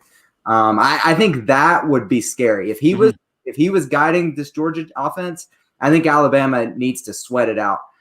I just don't think, without him, I don't think Georgia has the offense. I think Georgia's going to try to, just lean on the defense, try to get by, squeak out a win in Tuscaloosa. And with the way that Najee's playing, with the way that Waddle's playing, Devontae Smith, Mechie, Mac Jones, B-Rob now, Miller Forrestall looks great whenever they throw him the ball. Like, I just don't know how Georgia's defense, as great as it is going to take away everything.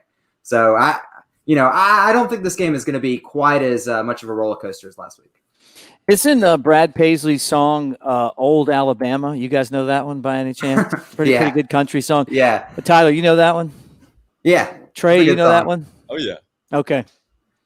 I What don't are your know thoughts that on the one, game? guys. You Sorry. don't know that one. All right, Tony. Well, you should know that one. It's a great Sorry, song. man. I'm not a big country guy. Oh, man. When you don't know Brad Paisley on this show, you just get taken right off the screen. All right. Go ahead, Trey. Yeah, I mean, this is that's right. We need this old Alabama defense back. Georgia, they won't have Jamie Newman, but I still, after watching these past few weeks, I worry about this defense a lot. And on the other side, it's a Georgia team that just allowed -1 yard to Tennessee this past week. So, maybe the running back group is obviously nowhere near what we have at Alabama. But, maybe they frustrate this offense a little bit. Maybe Alabama has to come from behind like we've seen against Georgia in years past. But I think for the most part, this is Alabama's game to lose. They are a better team than Georgia on paper from how they've looked so far this season. And Tyler, you make a great point. I mean, Jamie Newman opting out, not just opting out, but opting out when he did, I think puts his team in such a tough spot because they're just, that offense is a little bit confused still. You saw it in that first half against Arkansas. They were still trying to figure out exactly what they had because they were planning on having a kid that, was the best transfer in the country coming to their school and playing quarterback for them this year. And he's not. I think Kirby is going to continue to get outcoached by Nick Saban like we've seen in years prior. And, I don't think there's too much to worry about. This past week's game was, I don't want to say a fluke because you got to give credit to Ole Miss. They played incredibly, but I think, this defense is going to get a lot of running in this week in practice, and they're going to be ready for Saturday. I think just for tradition's sake, Alabama needs to find a way to get Bryce Young into the game for a series, just for to keep that backup quarterback streak alive against Georgia. I think that would be interesting. Well, Georgia, if Georgia wouldn't have used the number 1 quarterback in the country to hold punts, they might have him right now to actually be behind center, and if they had him, they would probably be the number 1 team in the country. All right, guys, when we did this all SEC schedule, or when it came out, we knew there were going to be a lot of weeks where teams that we had that we thought had no chance to win were going to pull off upsets. Okay, now Hurricane Delta, I'm in Fairhope. I can tell you all about hurricanes, and Hurricane Delta came through, and LSU was, instead of at Tiger Stadium, they went to Missouri. But I don't know that playing a game in Missouri should make that much of a difference. It is an excuse, and I get it, but they lost 45-41 to Missouri, right? And that to me is like that's the biggest upset. That's the biggest upset that I can remember seeing. As I'm looking at ESPN right now, by the way, and they've got the score backwards. If you guys go in there and look, somebody better get that corrected. But and I should screenshot this and put it out there. But I guess there's some Tiger fan that's hopeful that the score should be 45-41 LSU. But Missouri won the football game. This is the Ed Orgeron that I expected, not the guy that we saw last year, Tony. Yeah, well, I mean, look, this LSU defense is you talk about Alabama's defense being bad. LSU is just as bad. I mean, look, everyone, including myself, was ready to say that the air raid was ready to come in and do some, at the SEC had to get ready for the air raid offense. Well, I mean, that offense scored 2 points last week, and Ole Miss made it. I mean, LSU made it look like it was legendary. So this LSU team has problems. It can't stop anyone. It's losing to teams like Mississippi State and Missouri. Those are two games that you would have thought would have been automatic wins for LSU. I think we could be seeing an LSU team that's going to be 5-5. I think when you look at it, I don't see them beating an Alabama. I don't see them beating a Florida. I don't see them beating one of, Ole Miss or Auburn, and that's 5 losses right there. And who would have thought that as invincible as this team looked last year, I think you could possibly go from, you could make the argument that LSU team was one of, or maybe the best college football team in the history of college football. I'm not saying that I'm saying that, but it is an argument that can be made to a team that, on another year would struggle to be bowl eligible. That is just insane. The drop off we've seen this year. Yeah, I agree. Tony? I mean, sorry, Tyler, but I was going to say, Tony, my thing is, look, when you talk about LSU and where they're at, they should be a lot better because they've out-recruited all these other teams that they have. And, and the talent, I mean, there should never be a game that they lose to Missouri Hurricane or not. All right, Tyler, sorry. No. Yeah. I mean, I was just going to jump in. I think, again, I don't want to defend LSU because LSU's been bad. I will just note everything I said about Newman. LSU had the same problems. A lot of guys opted out, especially late in fall camp. Lost a ton of talent to the NFL. Lost coaches to the NFL. I didn't have high expectations for LSU. I thought LSU coming into the season was a 6-7 win team in this conference slate. But now I'm looking at it. 5 might be optimistic. I've picked for Arkansas to get blown out the last 2 weeks against the spread, and Arkansas just keeps embarrassing me in our pick of the week or our lock of the week. But I wouldn't pick LSU to beat Arkansas right now. I mean, we'll see what happens. But I mean, I think that's closer to a pick 'em, at least for me. I think that's one of the great things about an all SEC slate is, I think we all came in, assuming, 4 or 5 of these teams, they've got no shot to get 3 wins this year. They're out. And then we kind of narrowed in on who the contenders are.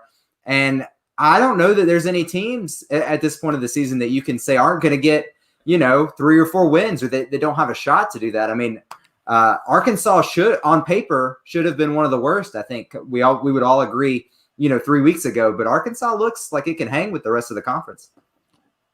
What about you, Trey? Yeah, I'm with you, Tyler. I mean, this is Tony, you said 5-5. I think that might be a little favorable to these Tigers. I mean, this team is woeful right now. They're struggling on defense. They're struggling on offense at times. This is not even anywhere near the same team, and we knew that coming into the year, but I don't think anybody thought it was going to be this much of a drop-off.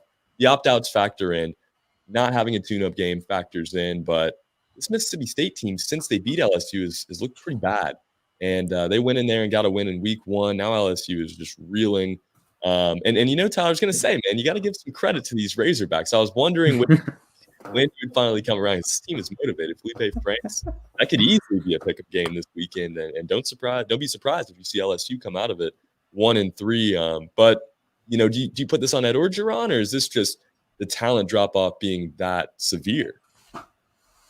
Guys, South Carolina beat Vanderbilt 41-7. That's kind of like the equivalent this season of UTD against Citadel. Does anyone want to comment on that one? If so, jump in now. Yeah, that's what I thought. All right, look, let's talk. All right, let's talk Arkansas Auburn. All right. I saw someone posted on Facebook. They were calling it Auburn Jesus. You know, the annual play in the game where Auburn gets away with something. You know, like last year against Alabama, they got the seconds at the end of the first half, and you know they kick a field goal. They always get the ball that hits off someone's helmet. You know, the guy's offsides and they don't call it. Like this game, and I watched it. It was Nix, their quarterback, fumbling the snap and then throwing it behind his body. Should have been a fumble. And instead, you know, of course, the officials blow it dead. Arkansas would have won the football game. They recovered what should have been a fumble. And, of course, Auburn kicks the field goal with no time left, really, and they win 30-28. A typical Auburn win. They're 2-1. Arkansas is 1-2. They're fuming right now. And if there's a program in college football that always seems to have this type of game and play happen in their favor, it's Auburn. For once, I'd like to see Arkansas do the wrong thing and get against Auburn and be rewarded. But Trey, I'll start with you this time. 30-28, Auburn just kind of hanging in there at number 13. Give them the win. Yeah, I mean, this is an Auburn team that I think is going to have some struggles this year. They won the football game, but they feel, morally, I think they lost that football game. And Destiny's darling, that's been the term for this Auburn team over the last few seasons. With the exception of the Cam Newton year, I mean, this team, past decade, it seems like has just had a horseshoe somewhere on the sideline, helping them out. Good win. Like I said a minute ago, I think Arkansas is a better team than we're still even giving them credit for. But this Auburn team, after what we saw last week against Georgia, I don't know, how many teams they're really going to beat. They could have some games come down to the wire this year against, maybe an Ole Miss or teams like that. But good win for Auburn. They get away with one again, whatever. What do you think, Tony? Trey, that the Cam Newton year, you saw the fumble by Mark Ingram bounce 20 yards without going out of bounds and then goes out of bounds in the end zone. I don't even know how football does that. So they still had a little bit of luck on their side. Look, but here's the thing. Here's my thing. You can say that Auburn's lucky, and they are. They're extremely lucky. But I was watching the end of that game, and that last Arkansas possession was hot garbage. And if you need 10 yards to put away a team, that was gross. So, I mean, like, as bad as I feel for Arkansas, Auburn missed a field goal. All you had to do was get a first down, and you didn't even come close. And just that possession, that 3-and-out was just – I almost think they almost deserve to lose just for how garbage that was. Mm-hmm. So, I mean, yeah, look, I think with a team like Auburn, you pretty much need to know that you can't just squeak by. I think, they've earned that, I guess, is that, if it's close, they're going to pull some rabbit out of their hat or sacrifice a leprechaun or get something to win the game. So, if you're going to beat an Auburn team, I think you just got to have to just beat them. And Arkansas had its chance even after that debacle. I don't know, man. I don't like how that possession worked for Arkansas. I do think that so many different ways you could take this, right? Felipe Franks had 20. It was 22 for 30, 318 yards and 4 touchdowns. Had Arkansas won this football game, Tyler, I mean, just think of what would have been going on down in Lee County right now. I mean, yeah, I kind of hate that I'm going third because Tony and Trey have used up all the good luck symbols I was going to use, the horseshoes, the rabbit, leprechauns. Like, I don't know what else you say about Auburn's got it. Whatever it is that gives good luck in this world, Auburn's bagged it up. They keep it in the facility. They bring it out, if the game's tight in the third quarter, and it works most of the time. I don't know what else you say about that. I agree with Tony though. That's a good point. You can attribute this to Auburn luck, but you can also say, man, Arkansas really, they didn't even give like their third best effort to try to win that game. I mean, just terrible. Yeah, I agree. It's just a kind of a gross way to try to end that one. All right, look, week 1, we were all talking about singing the praises of KJ Costello, right? And now I'm looking at this score. He was 36 of 55 with 4 interceptions, right? No touchdowns. And Kentucky beat Mississippi State 24-2. I mean, 24-2, like 2 points. Like, I get it. It's a safety, right? Or maybe you return like an errant extra point, but just an odd football score. And all of a sudden you're starting to hear rumblings from Mississippi State where maybe the guys don't want to play there anymore. And the guys want to transfer. Everybody was leaving to go there. And after week 1, we thought, hey, they're going to win a national championship, or at least they did in Starkville. Wow. What a loss there, Tyler. What a loss. And what just a kind of just a weird situation with the way that Mike Leach's career is, because this is exactly how it's always been. He gets that really big win, and then all of a sudden it's like he gets a really big loss. And this is back-to-back weeks where you're just shaking your head. And this is maybe this is more on us or that first week, because I mean, coming into the year, if you'd said, I mean, I wouldn't 24-2, who would have predicted that score? But I mean, coming in, if you said, Mississippi State is going to lose to Kentucky, I wouldn't have been shocked by that. Stoops has had a lot of success with that program, and someone new coming into Mississippi State, I think, what we're seeing is that Mississippi State is kind of trying to find an identity the same way, Dan Mullen leaving to go to Florida is like Nick Saban leaving Tuscaloosa. I mean, Dan Mullen put that program, where it was. It was nothing, without Dan Mullen coming in and elevating that program. And I think, we kind of all thought there was a chance someone could come in if it was the right guy, and Leach has the name. So maybe, he wasn't the immediate successor, but maybe, not too much time has passed. He can capture some of that magic and get Mississippi State back, and then they knock off LSU. So we think, oh, Mississippi State's here to stay. And a couple weeks later, we realize maybe LSU is really horrible, and maybe that doesn't mean anything. The Mississippi State beat LSU. I mean, if this LSU team finishes the year with 4 wins, I don't think anyone's going to care that Mississippi State, beat LSU, because I mean, if LSU's no good, then that signature win isn't that big a deal. But I think you're right. This is like classic Mike Leach coming in, a big win, or at least what's perceived to be expectations shoot up. And then, the program crashes down like the next week. And that's what we always saw. Washington State, I think there was 2 or 3 years in a row, Washington State was the Pac-12's best chance to get in the playoffs. And then every week, whenever he was named, whenever Washington State kind of emerged as that team, they cratered the very next week, no matter who they played. Trey? Yeah, I mean, if I had to describe Mississippi State football in 2020, I think it's a perfect example of why you don't buy into the social media rat poison. You hear Alabama talk about it all the time, Nick Saban talk about it all the time. You go beat an LSU team week 1. Great, that was a great win. Tyler Shavers looked awesome. CJ Costello, everybody, they were playing great, but then you go on social media and everybody is just buying into this Mike Leach. This program is turned around. It's here. The offense is here. He can win like this in the SEC. And then we see him score 2 points 2 weeks later against Kentucky. I think this team has the potential to score a lot of points in any given game, but they're just so inconsistent. And credit to Kentucky. Like you said, Tyler, Stoops has built a credible program up there, and they'll win a lot of games like this when it's an even matchup. They're at home. I don't think the ceiling for Mississippi State is anywhere near as high as we ever thought it was. And we're looking at a team that I think maybe could win 5-6 games this year. I just don't. I think the hype was fun. It was so fun for the week, but it was way too much, and they bought into it. Yeah, no doubt. Tony? 2 points, guys. I mean, I'd say that's a baseball score, but Mississippi State baseball routinely scores more than 2 runs.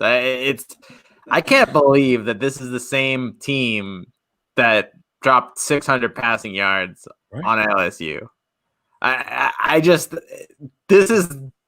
I can't believe it. I can't. It's incredible that, what a shift. And I don't know what to think. I don't know. Is LSU really that bad?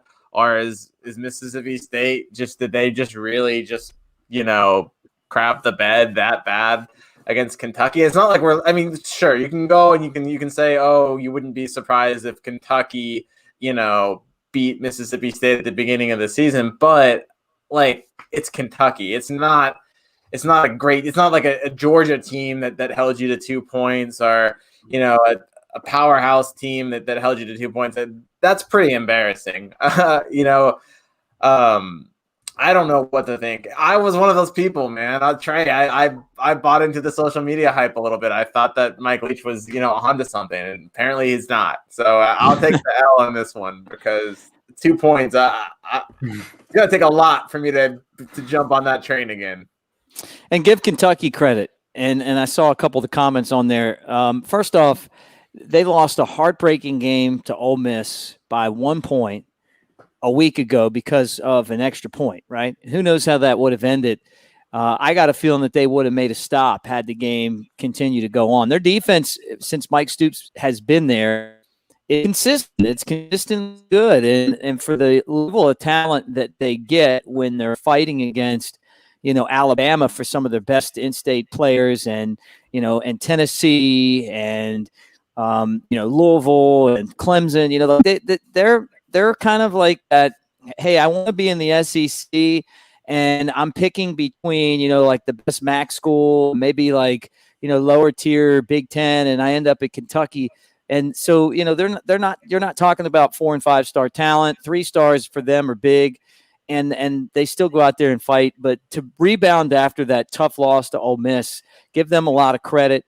And they've just kind of built this reputation as a team that shows up and fights every week. And, when you're there, I think that's a huge compliment. All right, guys, the biggest game in the SEC on Saturday, I saved it for last because there's just so much to dig into with this. Finally, Jimbo Fisher has what we call in the business signature win, right? Florida comes to town. I took, and for those that watch the tailgate show, you'll know I took Texas A&M because I love having a good team that is a home dog. Give me the 6.5 as a home dog. And not only did they cover, they won the football game against Florida, but that game was better than I even anticipated. I enjoyed watching that game from the very beginning to the end. It was one of the best games I'm sure we'll see in college football. But the final score, and in the SEC too, 41-38, Texas A&M beats Florida. But Florida and Texas A&M now are 2-1. It's a big win for the SEC West because, there's a lot of talk now that maybe the East is better than the West. I think this kind of tempers that somewhat, and Texas A&M stays relevant with that win, Trey. Yeah, but you got to ask the question, how good is Florida actually? They haven't really had that win yet to prove themselves. Ole Miss week 1 gave them some fits in the first half. We don't know how good Florida is. I think Dan Mullen is turning that program around. It's getting there. They have a great offense. Tyler Trask, credit to them. But I think Texas A&M, just showed up to play, and they won the game. We saw Texas A&M just, now 2 weeks ago, and they didn't look anything like they did on Saturday offensively. They didn't have it defensively. They allowed 50-something points, and their defense didn't look incredible on Saturday, but the offense showed up. Kellen Mond, this team, I think Jimbo Fisher, he's gotten a lot of, hate. He's gotten a lot of people just kind of questioning, is this just another go-round here?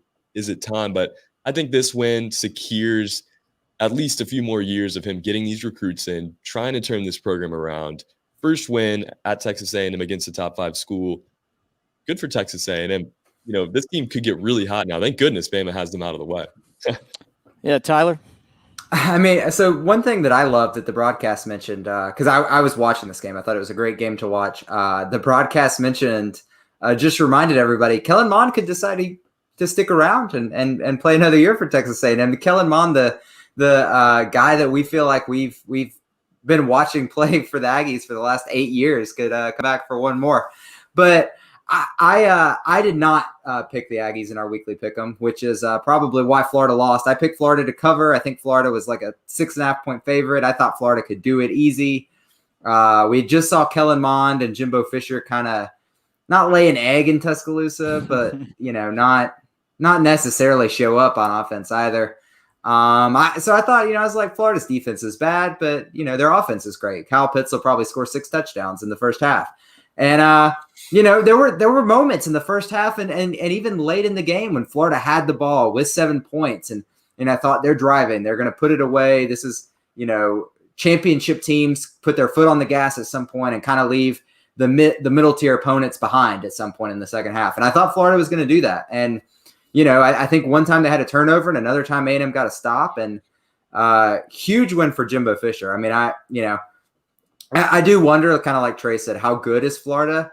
But, we might not get an answer to that until the end of the season. Just it's so hard to evaluate these teams. The good thing is eventually everybody's going to play, almost everybody.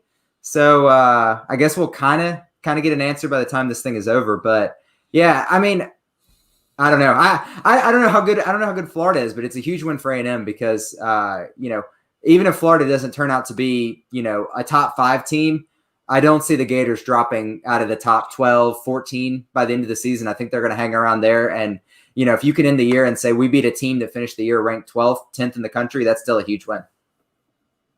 Yeah, look, that's not a bad loss. If you lose a football game and you played that well, both teams are good. I look at Texas A&M and I say, you know what? All of a sudden, the West it's winnable for them. If Alabama loses to Georgia this week, all you need to do is take care of your business and hope that Alabama loses one more game. And the rest of the games on the schedule, I think, for A&M are winnable. If you can beat Florida, then you really can take care of business. Just taking a look at the schedule right now for them. There they are at the bottom. Yeah, so you got Mississippi State, give them a dub there. Arkansas dub, South Carolina. Come on, man. Tennessee, Ole Miss, LSU, and Auburn. They can easily run the schedule. Easily as in, if they play like they did on Saturday. And I'm not saying they will, but I'm saying that it's not like they've got Georgia and another Alabama game on the schedule. The rest of the conference, all those teams are beatable. And as I look at you, Tony, behind the schedule, I'm saying, this football game to me is why we love college football. Is Texas A&M back? I don't know. But I'll tell you what, if they play that type of football every week, they're going to be a fun team to watch. Yeah, if Texas A&M returns before Texas, I don't know that the state will explode. But no, I think you're right. I think they might be the second. They are probably the second best team in the West, and so the only problem they have in terms of winning that division is who's going to beat Alabama. Even if I think Georgia's the team that you'd pick to beat Alabama, but after that, I don't know who's going to do that. But no, this Texas A&M team is pretty good. Kellen Mond is a capable quarterback. He deserves to be right up there with the best in the SEC. And even against Alabama, he put up some numbers. He wasn't going to ever win the game with the way he was playing, but he didn't do poorly. So, Tyler mentioned it. He's a very established, very veteran quarterback, and that's going to help them win some games too. So, yeah, these Aggies, Jimbo needed it too, because I think after a while, his seat was getting warmer and warmer in terms of, the expectations he came in with. So they got that top 5 win. Let's see how they rebound off of it. Mississippi State showed me not to buy the instant Kool-Aid. So I'm going to pump the brakes a little bit on my Texas A&M, outlook. But I definitely think that they have a chance to be good. Yeah, and it's going to be also kind of how they continue to build off of this win, or if they do, lose any of these cupcake games, and I say cupcakes, games for them that they should take care of, you can forget about all the momentum. Trey, were you talking? Yeah, no, I was just going to say, going off of that, what do you guys think the committee does if this Texas A&M team does run the schedule? They would have one loss. They wouldn't make the SEC title game. Let's say Alabama wins out. Alabama's a lock in the playoff. If A&M's at one loss, winning the rest of their games, only lost to the number 1, number 2 team in the country. Do they get in? I think they'd have a shot. I think they would then need Alabama to win the SEC and pretty much, be the number 1 team. And I think, maybe you could see Texas A&M come back. Got a lot of football to play before that happens. But I could see a scenario where I could easily see a scenario where there's 2 SEC teams. So if Texas A&M's only loss is to Alabama, I think that, they'll definitely have a good chance of getting in. I mean, I'd take a 9-1 Texas A&M team over a 7-0 Oregon team. I don't know about you guys. Yeah, right. That one loss was to Alabama at Alabama. So I don't see it. I could see 2 SEC teams, especially this year. Like Tony mentioned, the Pac-12 they're playing for a couple weeks. I think like maybe a couple games and then they'll take a break. But I don't see A&M having a shot, not unless they somehow back into the SEC championship, which would obviously just be a huge 2 losses for Alabama. But I don't, because that game wasn't close. It wasn't competitive. A&M kept it close for a little over 2 quarters, maybe. Like I feel like if you're going to set up a potential rematch in a national playoff and there's only 4 spots, I think you at least need to see something in the first game that says, well, a couple things go differently. Maybe this game is close, and who's going to be that 4th team? Well, I mean, so I assume, let's just for our argument's sake, we're assuming like Clemson, Ohio State, Alabama. I mean, right. Maybe the East team if we're going to put a second SEC team. Like if someone, I mean, it's a shame Ole Miss already has 2 losses, but I think that's the game you have to play if you're going to lose to Alabama and still get a spot. I think that's the game you have to play. I think you have to have Alabama on the ropes, and A&M never really had Alabama on the ropes. I don't see that. I don't think the committee's going to do that. I think the committee wants to pick the 4 best teams, but I think the committee, also doesn't want to just leave people out if there's viable options. And I think you're saying that there's no other viable options in the SEC, ACC, which is probably true, Pac-12 or Big 12. So, I mean, I just think somebody's going to be there. Barring an undefeated Pac-12 team, I could definitely see it. I could maybe get the sentiment behind picking an Oregon team. I'm just assuming it'd be Oregon that was 7-0, didn't lose a game. How are you going to keep them out of the playoff if there's a chance of keeping them in the playoff?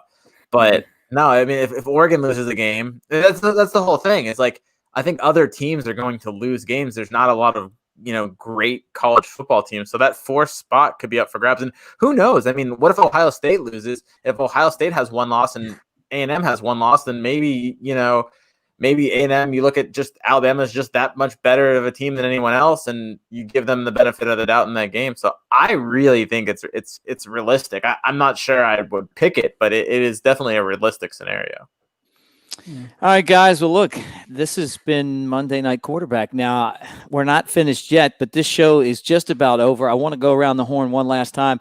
Let us know what you got going on, Trey. I'm sure that it includes some late night studies, maybe breakfast at Rammer Jamma, Galettes after you get your exams done. What do you got on tap for us this week? Plus being a great part of a lot of these shows here on Bama Insider. Oh, thank you. Yeah, I mean, this is this part of the semester is always, once we get towards midterms, we're studying very hard, going to the library, after a routine workout, something, just continuing to hope and pray that this game happens on Saturday, because I think once it does, this is going to be great entertainment. It's going to be such a fun game. Just looking forward to that, to be honest. What do you guys have going on? I guess I'll jump in. I'll just plug 2 things that we put up on the website every week early on. It's honestly my favorite thing to do. So we watch the game Saturday. We get these 2 stories out every week, and then I'm just bored for the next 5 days. But I do the kind of a stats bomb thing, and I looked at Najee's kind of Heisman chances where he is compared to guys that like Derrick Henry that won the award, and other guys like Bryce Love, Saquon Barkley, Jonathan Taylor, guys that placed, as finalists. And it's favorable. Najee could win the Heisman, like I've said since, I think March. You can go back and check me. I've written that, I think, 800 times right now. But I would also like to say we do a Monday morning quarterback thing too. Tony and I split it up this week, and Tony worked in a Beyonce reference, which I think is his favorite line that he's written in months. But I just love writing those things. It's just a kind of cool breakdown on some stats and just some different trends. And you can go check it out. Everyone can read it on the site. We keep the first part free. If you like that, you should subscribe, and you can see the rest. Yeah, What about you? To kind of piggyback on Tyler, we do have a lot of great stuff on the site. We'll have 5 questions later this week. We'll have a 3-2-1 breaking down the week after that. I'm hoping to have my Friday feature again on Friday. So we'll have a bunch of stuff for you guys to check out. Obviously on this channel right here, we're going to have some more shows. We'll have our tailgate show, and then obviously, stay with us for the game show and then and the post game show. And so there's a lot to tune in for, to read about. We'll keep you plugged. Yeah, and we're all piggybacking right now. I mean, we're on top of each other like frogs, like, look, man, because what you guys are saying is exactly right. We're trying to put out as much content as we can during football season so that the people watching have a place to go get all of their Alabama needs filled. And so you got, Bama Insider, the website, we got the recruiting covered. We're doing shows like this. Kyle was on today, after the Nick Saban press conference, taking calls. We did the show on Saturday night. This Friday night from 6 to 8, we're doing the tailgate show from Rounders. So Andrew Bone is going to be there with me. Look out, man. When the show's brought to you by Yingling Lager and presented, the remote presented by Screwball, the original peanut butter whiskey, and we got Kyle with us and you guys helping out. It's going to be quite an experience to get you ready for Alabama and Georgia. But it's been a ton of fun. And Trey, I would trade anything that I've done in my career since I left college to switch and go back to college at Alabama one more time, man. As a young guy, not as as Uncle Mick, but I mean, like back when I walked through the quad for the first time, man. I had the best years of my life as a student at Alabama. I'm talking about the working out at the rec center and playing flag football with my fraternity and bartending and lacrosse team and college radio and all that stuff, man. It is a great place to go to school. So I'm living vicariously through you right now. All right. Hey, come to the dorm sometime. You can relive it. I will. I'm really like, who's this guy? Hey, it was awesome, man. This hour went by so fast, guys. I say it went by so fast. We'll do it again next week when we'll recap Georgia, look around the SEC, and do all that stuff on Monday Night Quarterback. All right, guys. See you later.